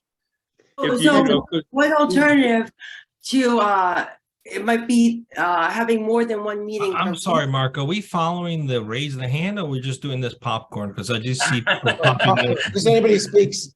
Crystal, please go ahead. That was very rude. Go ahead, Dr. Crystal, please. I was listening to you. I'm sorry about that. I'm sorry. I didn't mean to be rude. I just thought that one alternative to having a longer meeting would be to have more than one meeting per week, and to divide up the sections of breakout rooms, and that might be a little bit more efficient for everyone's time. What's the right number in the breakout room? Where in terms of, is it 8 to 10 people, 4 to 6? 20 cap. 20 cap. 15. 10 to 15. Mark, I want to just take 1 second here. When you started your meetings, right, there was a success formula you had. What do I mean by that? Is 2 minutes for everybody, right? So when I joined the breakout room, some people are more interested in presenting, some people are more silent. So this is the time we like to actually have the fundamental structure that was used by everybody, even in these small groups. What do I mean? I'll take 1 minute. Everybody will have the same rules: 2 minutes, 2 minutes, 2 minutes. Christina said, like introductions and 2 minutes. I think we want to take that, the massive first fundamental rules, they should trickle down into the small groups as well. And everybody needs to respect them, because one meeting I attended, that person was talking like, 12 minutes. Everybody was very helpful, but only one person is getting all the help. I do not appreciate that personally, but if everybody took like 2 minutes, 2 minutes, 2 minutes, let us say 8 people, 16 minutes, and then remaining 12 or 14 minutes can be question and answer, and 30 minutes per session. So let us say like there are 8 people per session. So that takes like 16 minutes, 17, 18 minutes, then 12 minutes for everybody to ask and questions. So after 30 minutes, please change your group. So you have 2 groups, very structured, nicely done, and people will come back and, with Mark, back to Mark. So something I'm thinking, but I could be wrong. Yeah. Makes sense. Is there a way that you can go from room to room as opposed to coming back to the main room? Yes. Yeah. Main room. There's no main Yes, you room. There's can. all rooms. There's no main room. Well, I kept coming back. No, when you leave the breakout room, Zoom defaults you back to the main room, and then you have to pick a new room. So that's I didn't know that. Oh, thank you. No, you can actually pick a different breakout room directly. Yeah, it's very easy. Click Go on to the it. middle button and just choose a new breakout room. Everybody, it's very easy. You want to choose a new breakout room, go to the middle, choose breakout rooms, and you choose a new room. Yeah, but if someone hits the leave the breakout room, Yes, they that's have to. Then it defaults to the main room. That's Mark, I have a suggestion. We did this for South by Southwest a few hundred years ago. We did breakout sessions online for people that were judging the festival. And when we did that, one of the things that we did was not just muting people like we used Google Plus. It was a little different then. And then it was like a documented record that got deleted, I guess, when Google Plus was disappeared. But it was an easier way for all the data to be also stored. So I don't know if there's something similar to like what Google Plus was, where there's a way to see that there was a chat log feature or who was part of it. And then there's an identity capture. But I think that would make your life a lot easier and eliminate a lot of the noise of trying to collate the data. And sorry if it's screaming that you hear. I have 2 under 6. My kids are screaming. I'm still on headphones. And I think that you can hear her like losing her mind. It's bedtime. Can't hear anything. Can't hear anything. Yeah, it's good. Don't lie. She is so loud that wherever you are, you hear her from Nebraska. Okay. You hear her from Omaha. We're good. For you, it is loud, not for us. This is a room of a bunch of entrepreneurs, and entrepreneurs always have ideas of how to fix solutions. So we're just presenting ideas and solutions. We have to accept this is the reality of what we have built.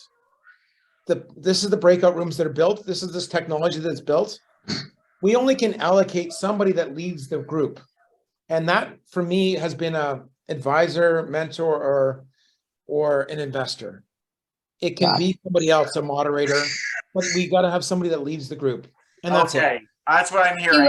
Moderators for next week. Mark, I would be willing to do a female tech event thing because I mean, I am the startup chicks lady. I am the girls who code lady. So just make me the girls who code old lady now. I actually would like. Thank you for mentioning that. Too. Okay. Old girls code too. No, you're not old. I'm like totally okay with it. Hey, Mark. I'm turning 40. So I would be okay with you making me the crazy lady running the girls program, but I would really like to do it because although Startup Chicks does not exist in Omaha, it still exists at Georgia Tech and the ATDC and in Savannah. And there's a ton of funding for women in the South. So yes, you need to have this room so that I can help all the ladies. All right, I'm going on mute and I wish you all have a good night. My kid's flipping out. I'm actually gonna mute everybody for a second because it just got to be a little too much in the background there. It sounds like we need moderators for next week, so I'll focus on that. It sounds like we might extend the event a little bit longer for more, breakout room time. That seems interesting. If anybody knows of a better platform than Zoom, somebody mentioned Clubhouse or something. We can switch to a different format or platform if it's better. Mark, I already put in the chat, or at least to your Mark's assistant. It's Inverse. It used to be called Gamer Jibe, and it's a platform we invested in out of Propellant Ventures. It has a lot of the things people were asking for. Not only does it have constant breakout rooms, you can actually see the people in there. You use little icons to avatars to wander around. And you click on the avatar. If they've loaded their LinkedIn, it shows you their LinkedIn. So you can click on their avatar, find their LinkedIn, look at it and go, oh, I do want to talk to them. I don't want to talk to them. Or you can make a LinkedIn introduction directly right there. So that might be something you might find valuable. It's a different format though. You have an avatar. It's not a simple screen like this, but it has more powerful, more options that people were asking for. So happy to make that introduction, but you can probably just reach out and check it out yourself. What's it called? What is the name of the platform you're talking about? I put it in the chat. Hang on, let me do that again. And it's called, it used to be called Gamer Jibe, and now it's called Inverse app. And basically it's made by a bunch of gamers. So there's a lot of little avatarishness, I guess, to it. They have developed the technology. What's that? They have developed the technology, I say. Yeah, already developed the technology. You can put LinkedIn, you can put I don't want to say anything you want in. You can fill out a whole profile, and usually your profile will stay. So every time you come back, it's the same profile you're using. You just have to sign in using that profile, just sign in. So that's an option. You know, if you want, I'll either get myself or Jason, who runs our VC fund on a daily basis, to make an intro to you. It's got a lot more firepower, bells and whistles, whatever you want to call it, than Zoom does. Zoom is though very simple, and so you don't want to overestimate or underestimate the value of being simple, because people are having trouble finding. I agree. Hey Mark, can I say something? I think we have to have reasonable expectation. Is my view. You know, people are making presentation. I think this platform is great in what we're doing. If we just do something simple, look who's presenting, the information is there, write them down when you want to talk to them and reach back out to them. I think it's simple. I think some of the things we're asking for a lot. It's great if you could do all of that, but I think we can just do simple things to get information that we want, instead of actually asking you to do all of that. Yeah, but for that I can go to LinkedIn. Secondly, what I think would also be helpful on the pitching side is how you can do those who are pitching for the first time versus those who are pitching continuously. How do you accommodate those who have not gotten a chance to pitch? That is one challenge. This is I think my second time here, and I've heard, you know, some over and over, while there are others who are coming in and they haven't gotten a chance, and they have said that, hey, this is my sixth time here. How do you facilitate those who are new as this continues to grow? That, I think, is where the challenge is, in my view. I've got a big idea on that. May I? Yes. Pitches don't have to be live. They could be recorded. If we have a registry, we can link on people by category. Everybody has to wait to pitch. Maybe they're not listening because they're thinking about their own pitch, and waiting in line. Why do that? So I like the idea of having Mark November decide, okay, here's 5 that we've highlighted. They're getting more stars in the registry than the other ones. We want to have an open discussion, so we actually have time for feedback. If you're not going to get feedback, then why does it even have to be live? Right? It could be recorded pitch. Here's me, here's my organization, here's my video pitch and things like that. Now, it would require some infrastructure by venture starters to do that, to have that registry. But I think it would save a lot of time. So you could have like 5, okay, we're going to discuss these 5 in our first hour, plus here's 3 random ones that we want to give these guys a chance. No, Mark, if I may. I don't think we should do that, because I think we need to give everybody a chance, because voting by majority and all of that, that's default prioritization, and that's what most accelerators do. And most people don't go to accelerators because, well, none of the accelerators actually have a good success rate anyway. If I may, Mark, Just because I I heard don't you. know what accelerator you're talking about, but Startup Chicks kills it. So if you're a female, you're making the wrong statement. I'm gonna hear whatever you say about because Startup Chicks will fix it. Can we give an opportunity for Billy to speak? Billy, go ahead. Thank you. Just because I know that you mentioned something earlier, Mark, about doing membership, and I mean, full bones transparency, I'm new to networking, but I'm a guy who does research. And so I've been looking at other platforms, and a lot of things that people are talking about are benefits. Remember, I'm a marketing membership kind of guy. This is the kind of stuff that you pay for. You want your profile on a registry. Other people are making you pay to have that, to be part of a membership. Now, I think in terms of other things of giving one a fair shake, I agree with you, because I mean, that's common decency, but that might just be something where you need to have someone that's working with you, Mark, to make sure that even though someone may come on the call first or whatever, that you kind of know who spoke last, and just kind of like what we did with, and our group with Justin, the moderator, he kind of knew already those of us who already did the pitch. And so he publicly said, hey, I see you guys, but we're going to give everyone opportunities. So hopefully that helps a little bit. But I think a lot of what you guys are talking about, you got to pay for that stuff. Anywhere else, you'd pay for that to be that kind of sort of exposure.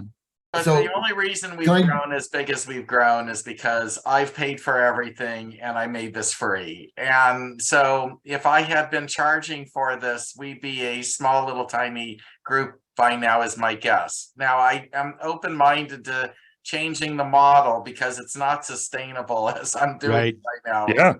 Sorry. Just real quick. Oh, I'm sorry, Jeffrey. Just real quick. Mark, that's just sort of your mentality in terms of people will pay. One thing I've learned in marketing is people will pay, period. Well, there's a free level too. Yeah, absolutely.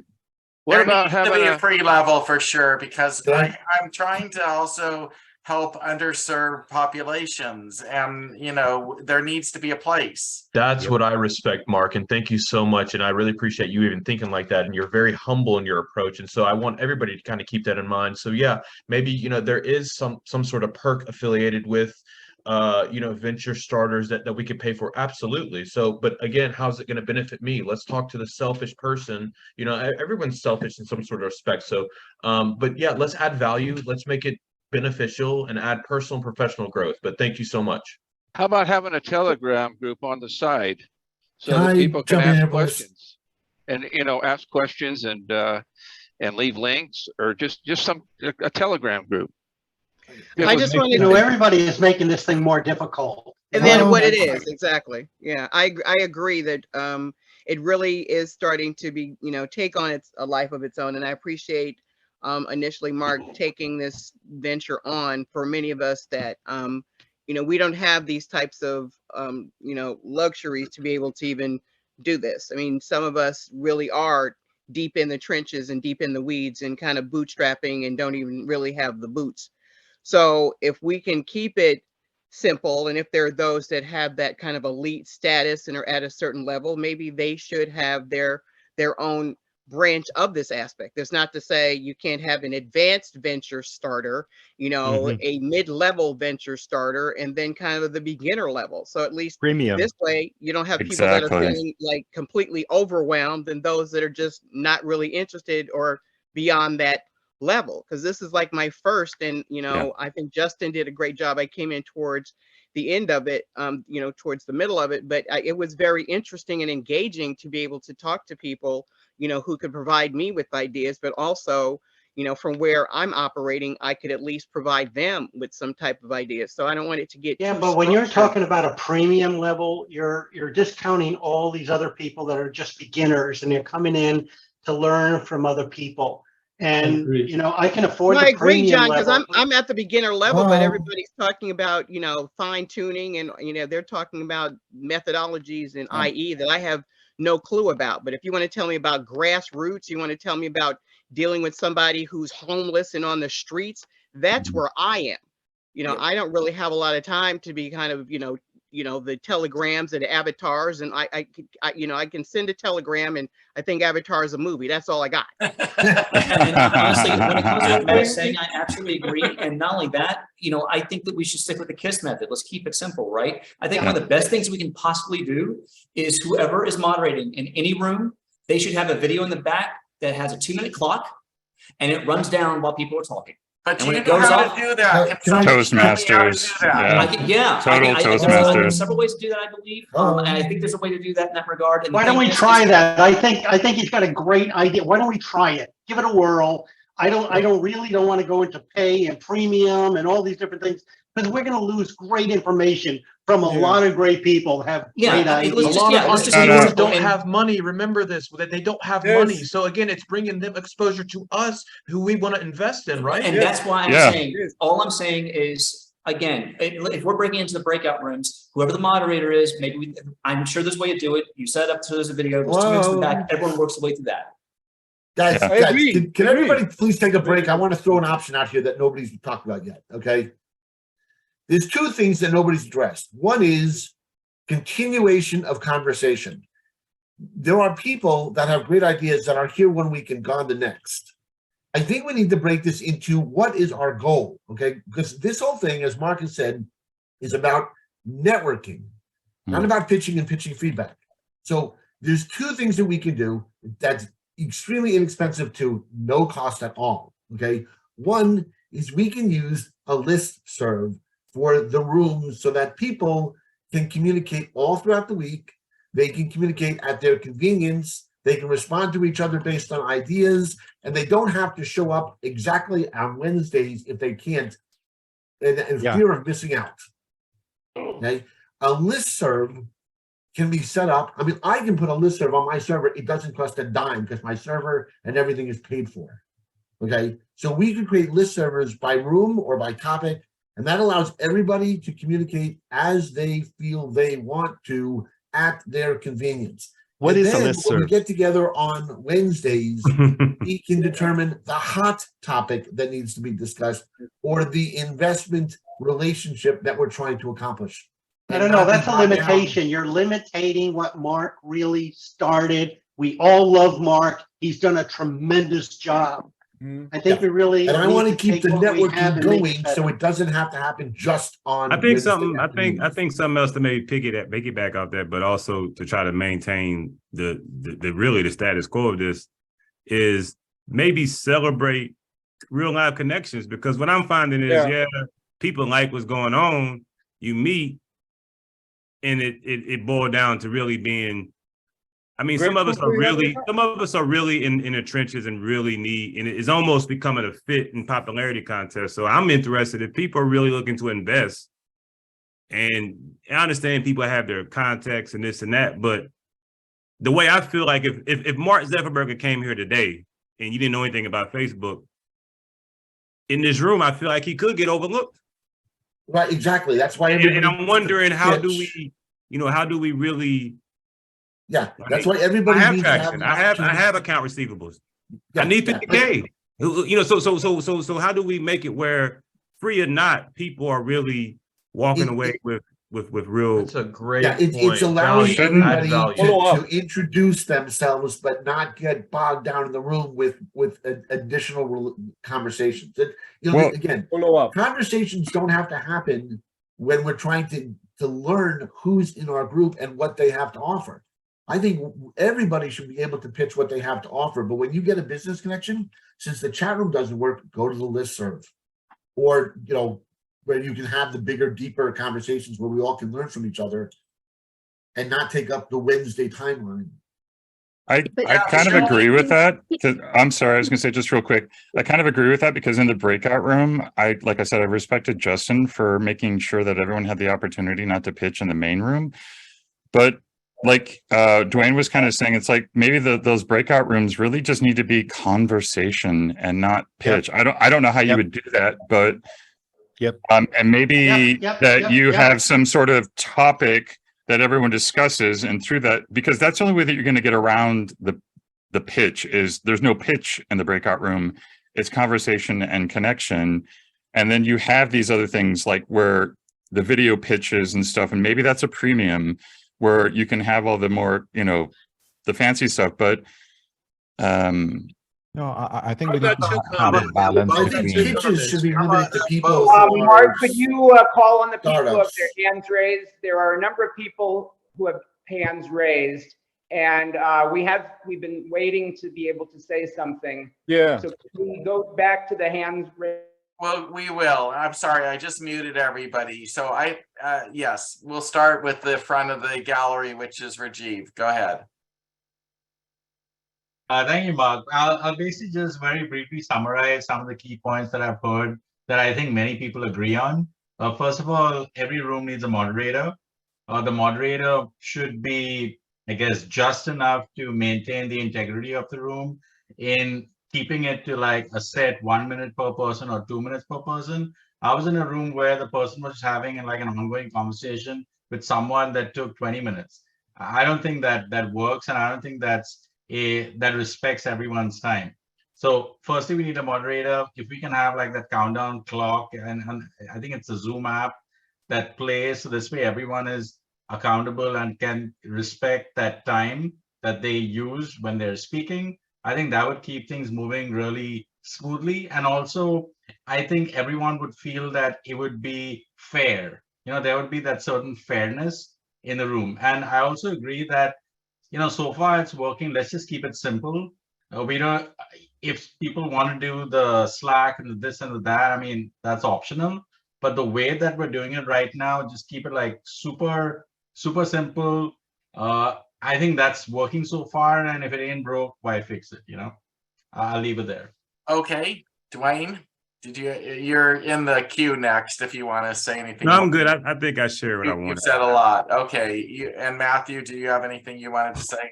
I just wanted to reiterate, if I may, I really think a registry of whoever needs to go in there will help us, because when we see the guy, we say, okay, I want to learn more about him. I'll go to his place in the registry. We'll get the video pitches or any other information they want to share, contact information, and we'll also be able to chat maybe in there, you know, save notes. Another thing is we do need to optimize, okay? Because we've got 600 people now. So when you're saying, oh, let's make it a free-for-all for everybody, that's a little bit chaotic. So we do need to organize to a certain extent, and no one needs to be left behind. So I do recommend that we do have people that want to moderate a room volunteer. I'll moderate the women's room, for example, and then now we have a room. Otherwise, what we're doing is backwards. We have to find moderators for all these rooms that we've hard-coded into our process. Oh, that's interesting. One other, I'm sorry. Okay, and no pitches in the chats. I agree with that. No pitches in the breakouts. That's interesting. That's for free conversation. Sorry, Okay. Thank you. No, that's interesting. The no pitches in the chat.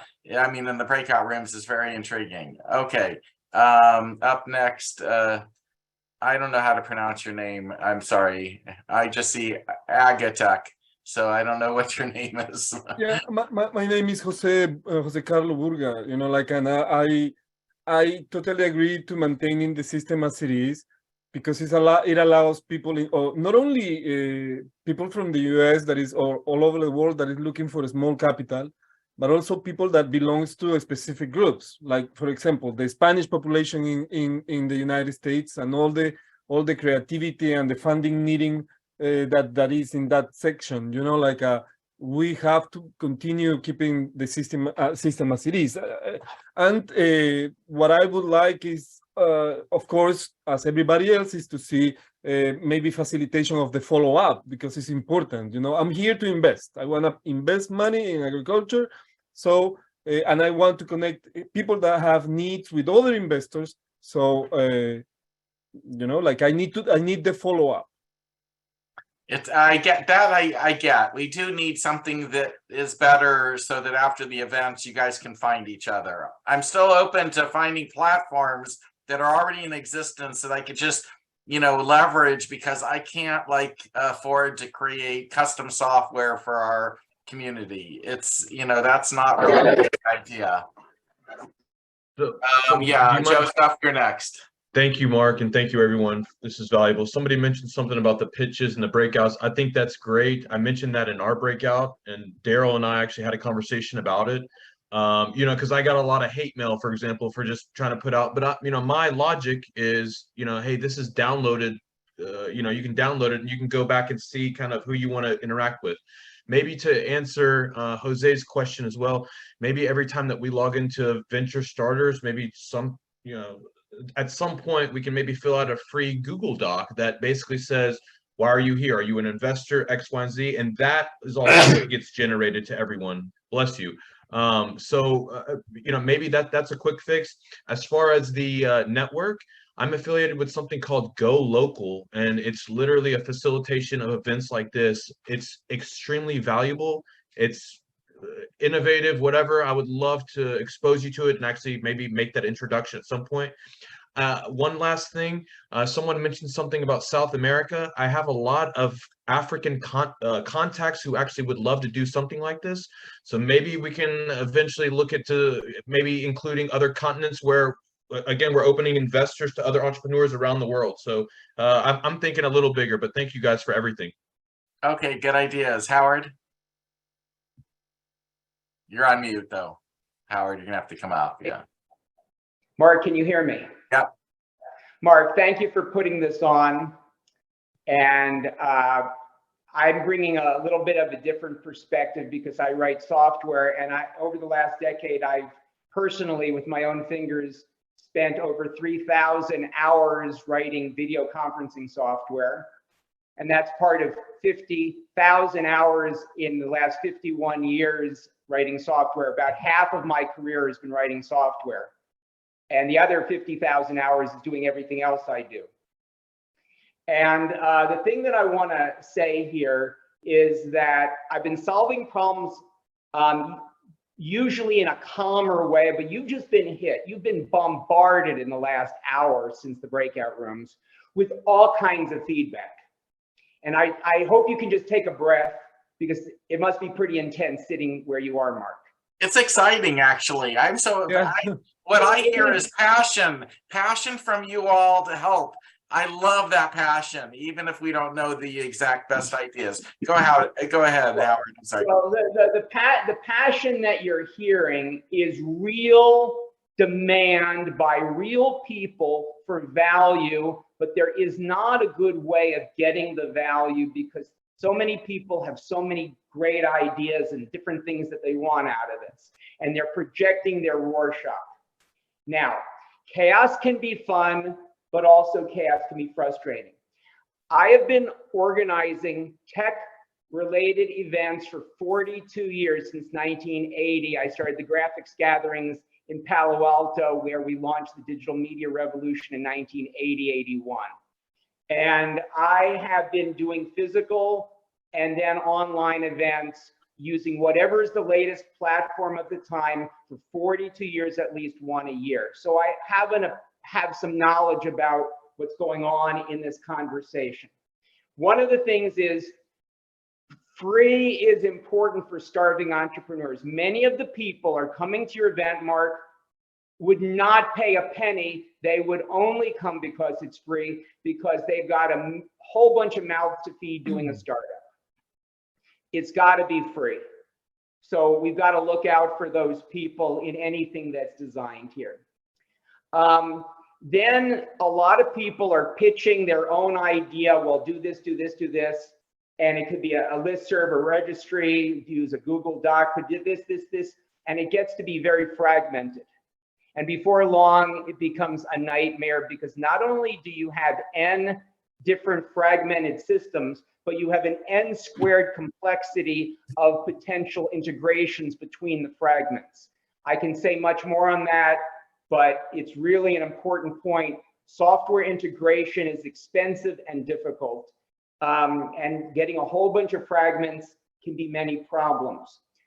One of the things, Mark, that I think is why this cannot be solved at the level of thinking that we've had in the last hour is because the venture capital model doesn't solve this problem, because the idea is you want to have a very narrow startup that can go worldwide and take market share in a very narrow area.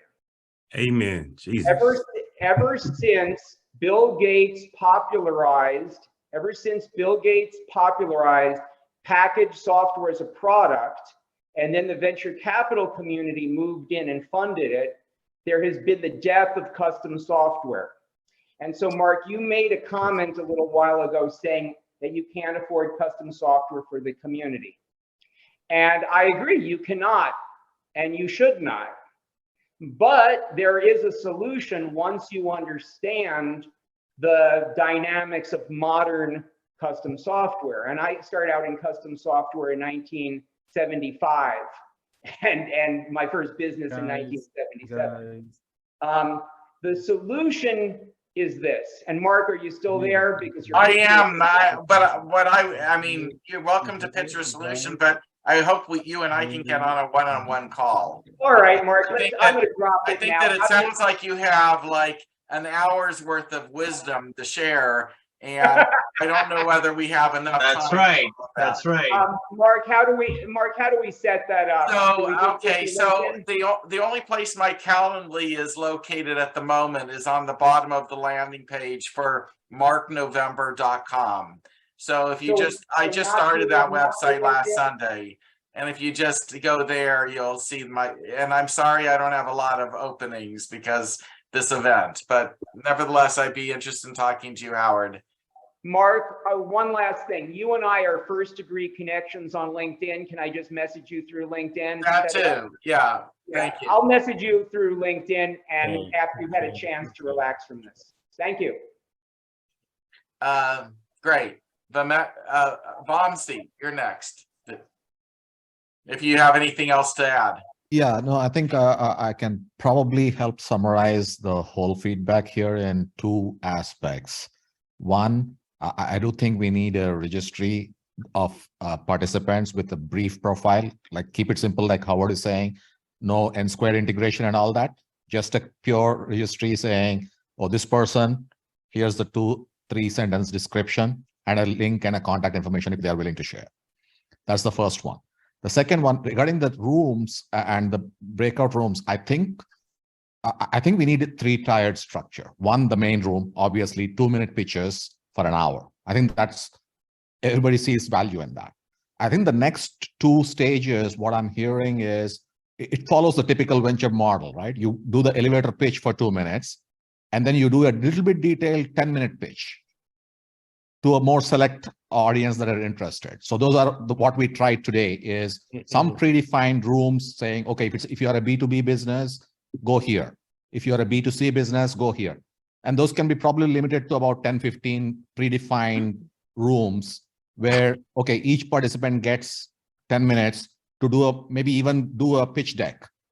10 minutes strictly moderated, well-defined, structured like a normal pitch session would happen in an accelerator. And then the third one is the dynamic interaction, dynamic rooms, where there's maybe a reserved 10 or 20 rooms that are available. Anybody can grab a room and invite a select few people and then get in, have a detailed discussion. And then once they're finished and exchanging whatever follow-up things, they can abandon that room and that room becomes available for others to use. I think this 3-tiered structure looks like it is going to probably meet most of what we have heard so far today in terms of the feedback. That would be my suggestion. Okay, there's good points there. What do you think, Anthony? You're up next.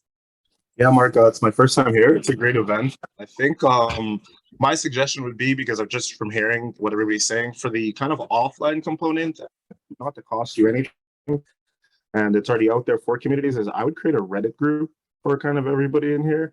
And then like people who want to put their video pitch up on Reddit or their pitch or whatever they want on there, they can put it up on there, and like people up that are part of their community, they can click and vote it up, make comments, reply, and interact and talk there, and then decide if they want to share their LinkedIn or go forward and have a one-on-one pitch or whatever it may be from that point on. And it's free for everybody. The only thing is everybody will have to join Reddit and create a Reddit. But if everybody here has an email, which I assume it'll be pretty straightforward. I've tried Reddit, it didn't work all well for me.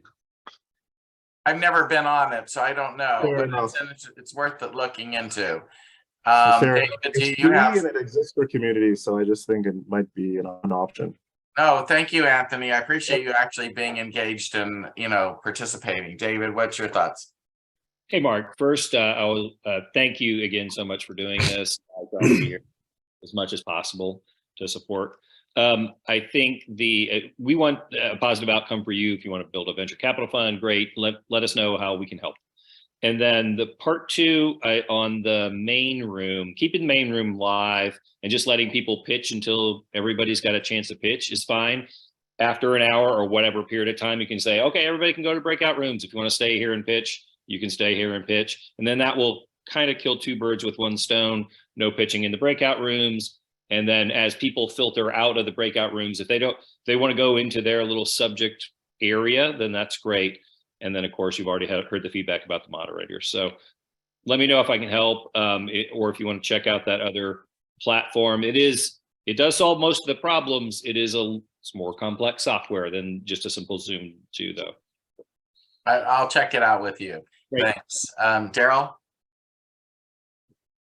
Thanks. I know, I've talked to you in some one-on-ones before. I have definitely some ideas, and I'm with most of the consensus here. And I think we just have to put a little bit of structure, because it has become a little unruly, not only for you, but I also don't know what you're doing besides working with Luke on the back end. When people register for these meetings and they select whether they're a first-time founder or a service provider or an investor, what the data is showing you and how we can kind of better structure people. So if there's a founder like myself that's looking to meet more investors or strategic partners or further the conversations, you used to know, obviously, everyone, and that to your credit, you've admitted that I don't know all the investors that are showing up, all the founders, but there should be sort of a recipe for people to pitch and just put a little bit of cap or structure on, like, whether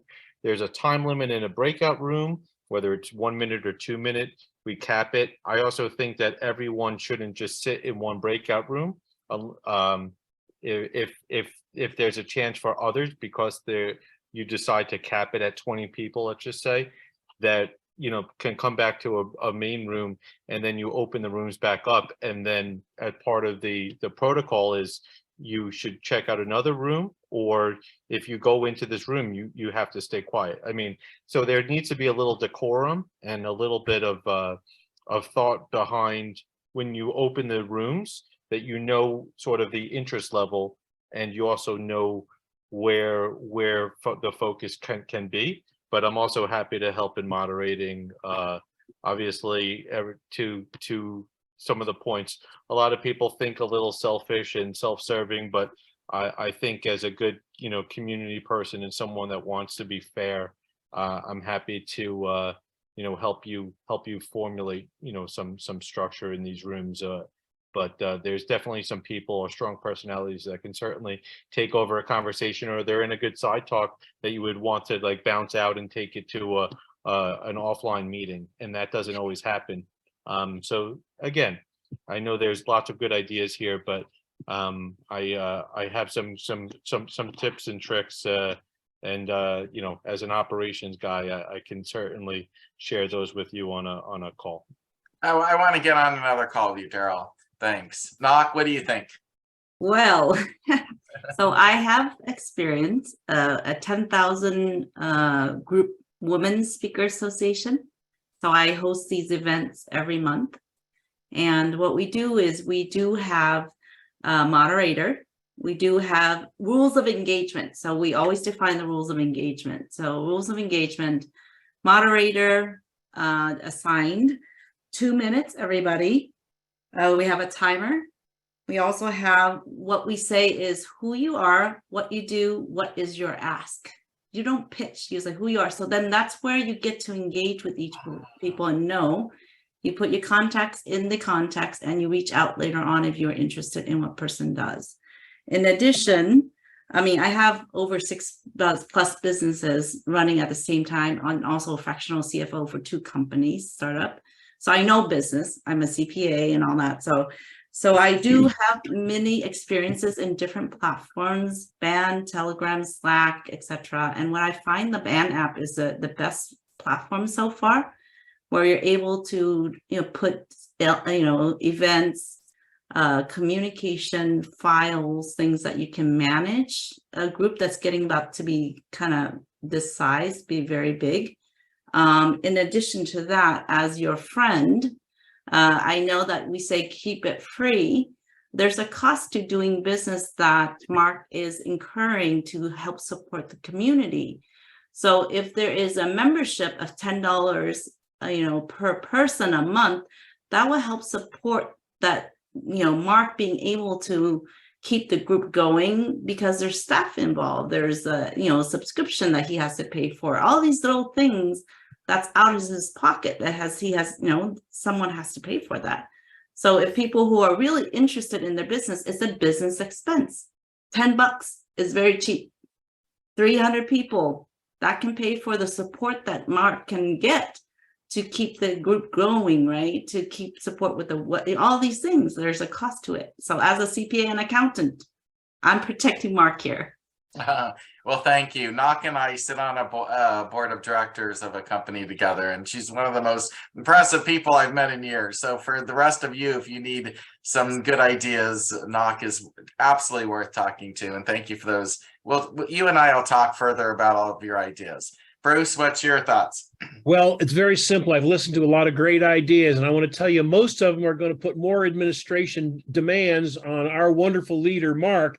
And I say, keep the things simple, such as 2 minutes in the first hour, but that's only going to be 25. I like Knox's idea about a slight pitch, but there's a lot of people don't even get a chance to pitch, and the breakout rooms are when they're going to do it. So give them 2 minutes, use that time wisely, and let somebody be the volunteer so that Mark doesn't have to choose somebody. Somebody will always rise to the top of the cream and become that moderator. If they want to leave, somebody else will fill their shoes. Keep this thing flexible, keep it fun, because use what you've got. Don't reinvent the wheel. Don't make new software. You don't need that. And by the way, all this stuff that goes into the chat room, now that I know how to make a copy and get it into Microsoft Word, that's so easy. Don't make it any more complex. Let this thing run just about the way it was for another 5 or 6 seconds. Copy of the chat. You can get a copy of it. I'm sorry, you can get a copy of the chat at the very bottom of the chat. There's 3 buttons, 3 dots, and then you can save the chat and download it. Just open up Microsoft Word and paste it, and there it goes. Anyway, keep it simple. It's a wonderful job. Let people do their thing in the breakout rooms, and that's it. I'm going to be quiet and let somebody else talk. Thanks, Bruce. Thank you, Mark. I appreciate your interest. And Fenton, I took your suggestion and added a room that you had recommended, by the way. Yeah, hey, well, thanks a lot for the recommendation. It didn't seem to be so popular, and actually I didn't go in there either because there wasn't any. But we learn, from these events. Which exactly. That's my point. Okay, I'll keep it to the point, because I try to use a timer now, but I forget to turn the timer on. But maybe it serves its purpose. So Mark raised an interesting point, because initially I thought, that sounds like a reasonable idea to have a nominal fee every month, because it is a financial burden to do all this. But playing the devil's advocate here, by paying a fee to this, aren't we putting an obligation here? Can't someone say, well, hey, I gave him $10, and I want this and that? It's just a thought. I don't know. I mean, I think I have no clue as to how that will work. I do know this, that if I start charging, that our audience will shrink. And right now I'm trying to build the biggest community on the planet Earth that'll support the startup community. So, because why build it unless it's going to be big? I mean, for me, that's how at least my brain works. So I'm not sure yet, but Knock is going to keep me from being in the poorhouse. So I listened to her words and I'm thinking she probably is smart about this. I just don't have a sense. Now, there was a company that wants to sponsor our event, and that might be how we cover the cost, but I was afraid to promote them over all the other people in our event who might even be better at accelerating startups and then getting involved with one accelerator and making them the, you know, big name. I don't know if that's a smart, I don't know if I'm doing justice to the community, you know, by doing that. So I'm a little. What is the cost, Mark? What is the cost?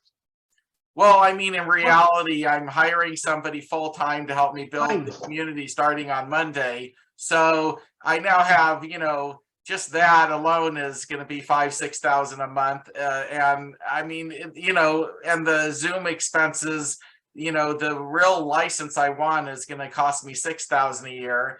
And then just there's so many more expenses, you guys have no idea, it just all piles up. So, you know, this is, as my wife says, a very expensive hobby at the moment. And I'm trying to figure out, you know, how to move it in a different direction. Now, it would be understandable that we would invest this into the event if we had a fund and this was the cost of finding the companies that we were going to invest in, and the fund was covering, you know, some of the cost of putting on and producing the community and the events. That was my original transparent. Be transparent. Tell us what it costs and we can invest. I just mentioned it. You need a sponsor. You need silent sponsors. Sponsors that are willing to give you money to develop this, and they don't want to take credit for this or take the you know, the. It would be nice. I just am not convinced that I know who that is at the moment. Hey, Mark, so. Get back to the original maybe you question. maybe you can start a volunteer contributions, not too high, maybe just 50 or $100 I think per person. if I was gonna charge people, I think I would give two options, which is one where you can afford to pay and you pay, and those that can't afford don't pay.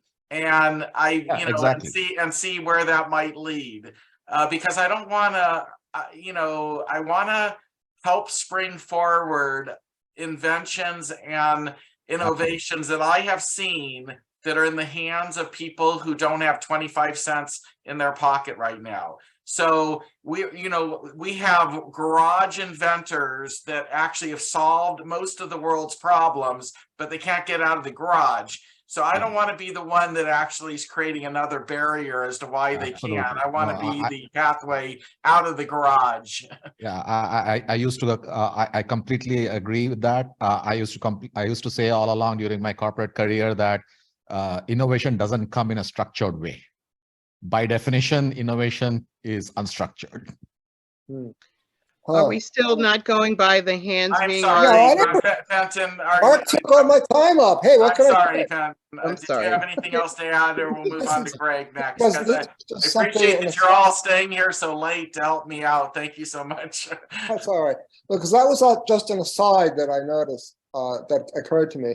The original reasons were comments that I wanted to put forth were ones that, well, they were partially covered. But I will personally say that the most productive of the 3 breakouts that I attended was just 4 people, and we were all kind of geeks, and we knew what we were talking about. And there wasn't anyone trying to pitch. Yeah, I had a rough idea what everyone else did, and that was it. On the other hand, there were other breakouts where it was either a dialogue or a monologue, and it's just sorry. I agree with that. I think that the rooms are too big.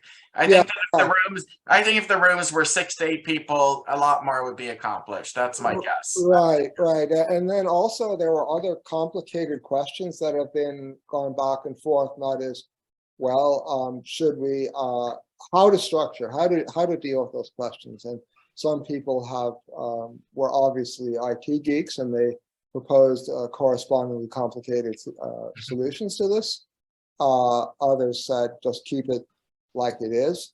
If whatever it's worth, my suggestion would be to just keep it like it is, and then put some links to some commercial other commercial sites where you can carry on a conversation with someone if you wish. Then that might just keep everyone easy, happy with a minimum effort. Without making things more complicated for you or for anyone else. You can have it as complicated as you want or as simple as you don't. That makes sense. Thanks, Ben. Greg, what were you gonna say? Let's see. Last. Oh, I'm sorry. Wait, did you have another thought? Yeah, I thought you were at the end. so I'm I'm sorry. trying to be succinct, and then the conversation got hijacked. Right, yeah. The only other question I had was to make sure that I somehow figure out how to get the name of my company on the Zoom.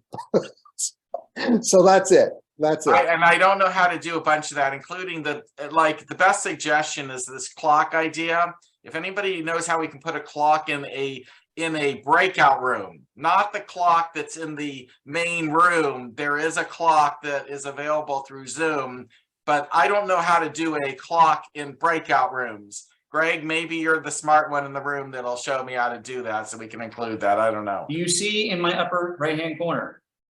Yes. Do you see it is 2 minutes and it is running down right now? Oh, you stopped my video. No, I didn't stop it. Hold on. You cannot start your video because the host has stopped it. I don't know what happened. That's okay. No, I didn't stop it. Oh, there you go. It's just your mug there. There you go. Okay. Right there, it's running. When it hits 2 minutes, it goes off. There's an alarm that everyone hears. And you can make how can we get that into a breakout room? That's literally this. You can go to the Zoom Marketplace and download the app and make sure that each moderator, whoever you're picking to be the moderator, they have the clock. And they're the ones who control the clock and shut everybody up, right? That's it. When this goes off, you hear the sound, they get to mute the person in question or the people in question. I see Miles is going, yes, yes, right? It's very simple, very easy. On the other side, we're discussing financing in that regard. There is a solution that will help you, and I can help you with that. It is to create a nonprofit for this. That way, you can get corporations to donate money, and that will take that you can cut taxes off. People will also be able to donate as well. And personally, for me, I don't have jack shit for money. Pardon my French. I have no money. But if this gets me money, I will come back and dump money into that nonprofit because I'm so happy about the fact that this worked. I am so down for actually giving money back to this. But if it's a for-profit thing, that's a business expense, right? If it's a nonprofit, you can kind of run it the way you want. You can ask for donations. So people who do have the money can kind of put into it, and they're getting a tax incentive break when they do donate, if it's 501c3. I've already set one up. I've set several of them up, help people get them set up. I can help you do that if you want to. So it's much easier that way, and you don't have to worry about that. And then, there's a way to make sure that everything kind of runs like that. See, time. 2 minutes. Love it, Greg. Greg, I love it. It's great, Greg. Let's do it. Okay, so there was some good ideas there with regard to the clock. I'm not sure about the nonprofit. That just sounds like another layer of financial paperwork that I have to be involved with, which honestly, the paperwork part of it is the thing I love to do least. So, we need, and based on what I'm hearing, really the 4 to 8 people in a room is where I think you'll get to know each other, and it'll probably feel more comfortable if we can get to that sort of a place. Well, for me, 4 to 8 sounds like too little. I would prefer 12, so we have a variation of people. And the person who said what we're looking for, if you had a registry that we will go on to, all of us will go on to and say, give information and have a paragraph and contact information, that would be great, and you can just refer to that. And I think the pitches at the beginning are great, but I think the breakout rooms are great too, but it needs to be moderated because some people will talk for too long, and that's always the case. Yep, I hear you. Meta, did you have anything else you wanted to say? And I'd like to see people step forward and help you. No, thank you. I mean, I'm going to be asking for volunteers shortly. That'll be in the email you'll see in the next 48 hours because I can't do this moderation and all these things alone. And my staff is very limited in what we can do at the event because they're involved in running other aspects of Zoom. So, in any event. Let's see. Meta left. Maud, did you have something you wanted to contribute onto this topic?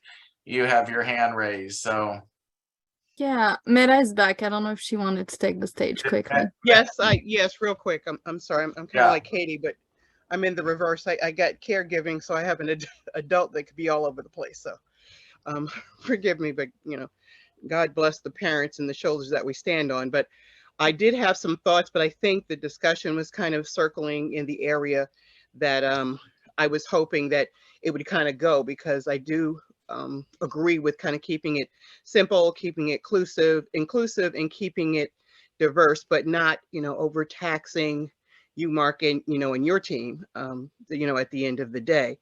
So I just kind of, again, from the idea standpoint, I think the chat works very well, and it can be worked a lot better for those who have mutual interests, that they can kind of sidebar connect. And I think someone had mentioned earlier about kind of losing the continuity from people who have great ideas and resources from previous meetings, not being able to kind of connect with new people on board, or, if life kind of happens from week to week, because I was so glad I caught the back end of this event, because I've been trying to get on board for a couple of weeks.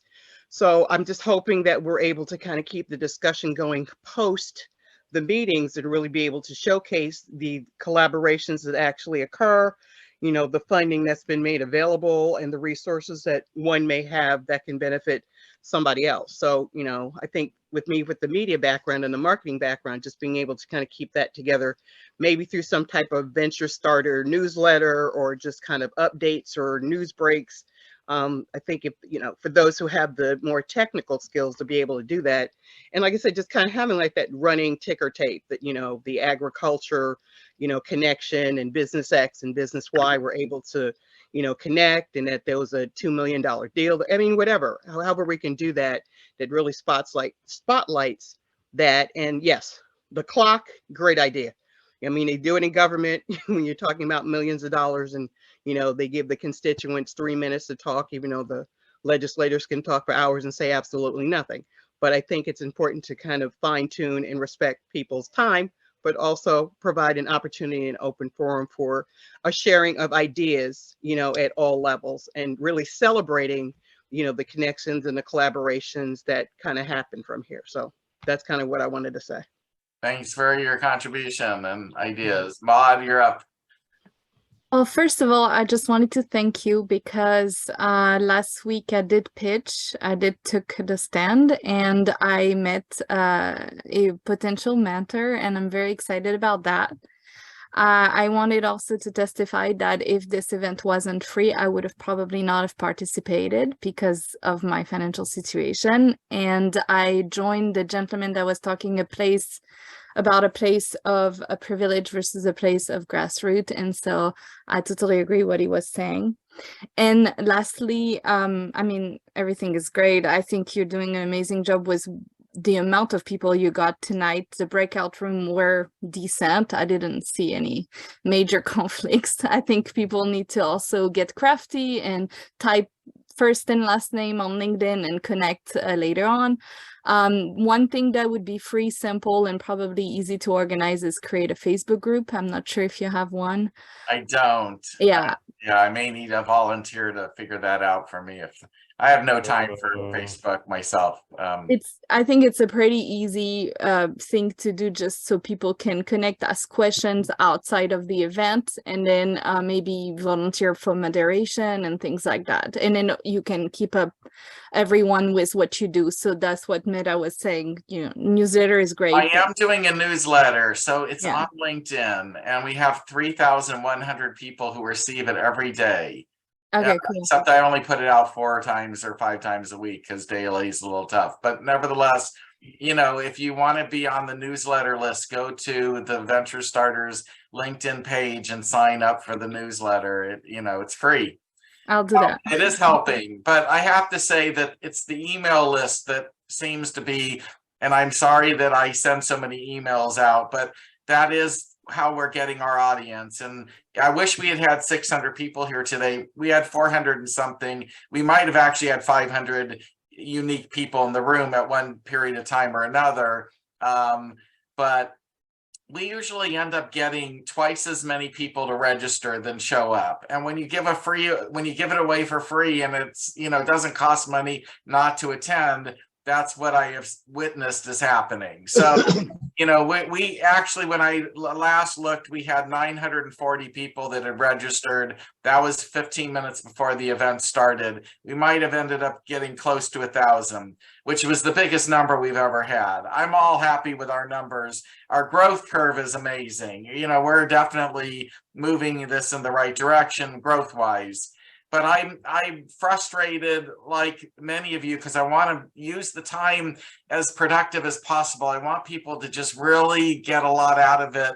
And, I don't want to waste my time or your time. So that's why all this feedback from all of you is very valuable. I very sincerely appreciate it. It has helped me figure out a few next steps. So thanks so much. Did you have anything else, Maud, or are we moving on to Peter? Because Peter's been very patient waiting to speak. No, I'm good. Peter, go ahead. Thanks. Well, thank you, Mark. Thank you so much. I'm not going to take a lot of time up. And for those that don't know, I'm from South Africa. I've given up my sleep to be here. I've been here from 2 o'clock in the morning. It's now just after 5 in the morning. So, wow.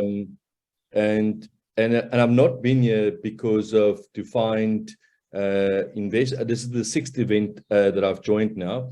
And in the 14th of December, a gentleman reached out for me from Florida in America.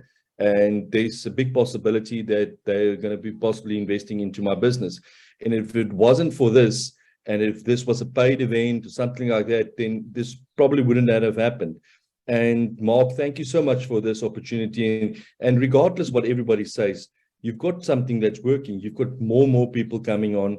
And I think if everybody just respect one another, and I think, it will go on great. And I want to second everything that one gentleman said. I just want to quickly look for the name again. Sorry, I lost his name now.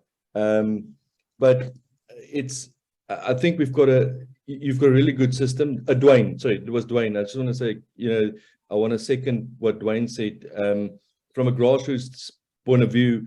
And why I keep returning, although I do have the opportunity now that with the possible investor that's going to invest in my, is because of the community. The fact that I found somebody, I can speak to American people, gentlemen, women, anybody that I possibly never would have ever, from far away, tucked away here in the forgotten piece of Africa. I have the possibility and the option now to speak to really intelligent people like yourself, and the possibilities are endless. By the way, Mark, I own a software company for the last 25 years. I've developed most of some unique innovations for a lot of international corporations, and I'll be more than willing to sponsor any development or any other technological involvement that you like me to engage with at no cost. So please contact me if you want me to assist you in any way or form. Thank Guys, you. It's fantastic to speak to all of you, and I really appreciate the time.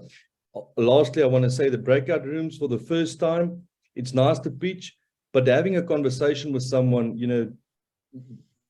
for me, the first time tonight, there was 4 in our room. I actually went to the agricultural room that's out of my original interest, and I had lovely conversations with there. So I think having a conversation really, is the second part of the networking that could grow out of any other business. So yeah, thank you so much for everybody, especially you, Mark. Thanks for the comments, and I will take you up on software help when I know what I need, because I don't even know what I need software wise yet, but thank you. David, you've got thoughts maybe? Yeah, I think I appreciate this group. I think it's a great group. I was just going to say, I work with a rather large service provider. So it's a situation where I also, look at entrepreneurial ventures myself. And so I would say that I've been involved with some groups where I appreciate the free, but as Nak was talking, if you do end up charging, that they typically tend to some of them can focus on breaking out, who it is that pays. And as a service provider, certainly, keep the costs as low as possible, but we'd potentially be willing to, make a contribution. So I would definitely say, the whole key is providing it free for the young budding entrepreneurs who are, struggling. And then, perhaps you can, break it out for others who perhaps can help you cover your costs. So that was my thought. I agree. I think I'm heading in that thought. I definitely want to make sure it's free for those that need it to be free. But we definitely have some people who can afford to contribute a little something here and there. So how that'll all work, I have no idea. Yeah, that might be the investors as well. Just depends. It might be, but it's easy for founders to point the fingers at investors. And then when I talk to my investor friends, it's hard enough to convince them to come. So that is true. That is true. Well, and part of the reason is because they are used to getting pitch decks, and if there aren't pitch decks and it's just a general conversation, they're unless it's something really compelling, it may be a challenge anyway. But I like the group, and I like where Dwayne's saying, there's a lot coming from networking. If you got a great product, then you might be able to find someone to help you get into the revenue stage, and that might help move the product forward. So move the business forward with investors. We're going to have to wrap up comments because this is just, I feel terrible. I can't believe you're all hanging in there like this. So here, unless hey, it's our choice. We're choosing to stay here. You're not holding a gun to our heads. I'd like to say something about investors. We've heard a lot about everything going on here, and I wanted to say one thing. This is my own opinion. I'm sure I'm going to get some blowback. But there are two kinds of people. There are interesting people and interested people. An interesting person gives the 2-minute pitch. And the danger of a 2-minute pitch is every time you meet somebody, you're going to blast them with that 2-minute pitch. If you're an investor, it's nice to be asked a few questions. Maybe that guy that wants your money is a little more interested in you than your money. Try that as a tactic. Get to know your investor and don't blast them with that 2-minute pitch. Be a friend, help them out, find out what they need, and maybe they'll like you and then invest in you. And I'm going to say good night. And that's true, Bruce, you're right on. And that's why I like these events, because I like to invest in people I know, not just total strangers. And I'm sure that most investors have to be thinking similarly.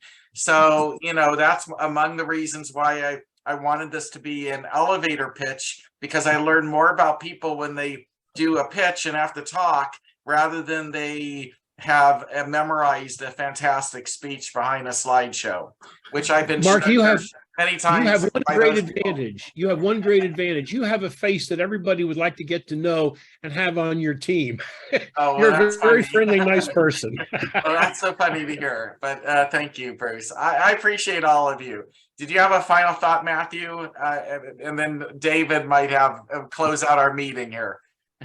Just a quickie. I'm sorry I had to step away for a few minutes, so I'm not sure what was discussed, but I'm definitely interested in being part of a group, volunteering of people that will kind of take all these ideas, try to make a good plan and kind of work. I think it's almost like we've reached critical mass now. Got a lot of different ideas. Maybe you need some dedicated people that you find are aligned with your objectives and that can kind of work together, maybe 6 or 8 people.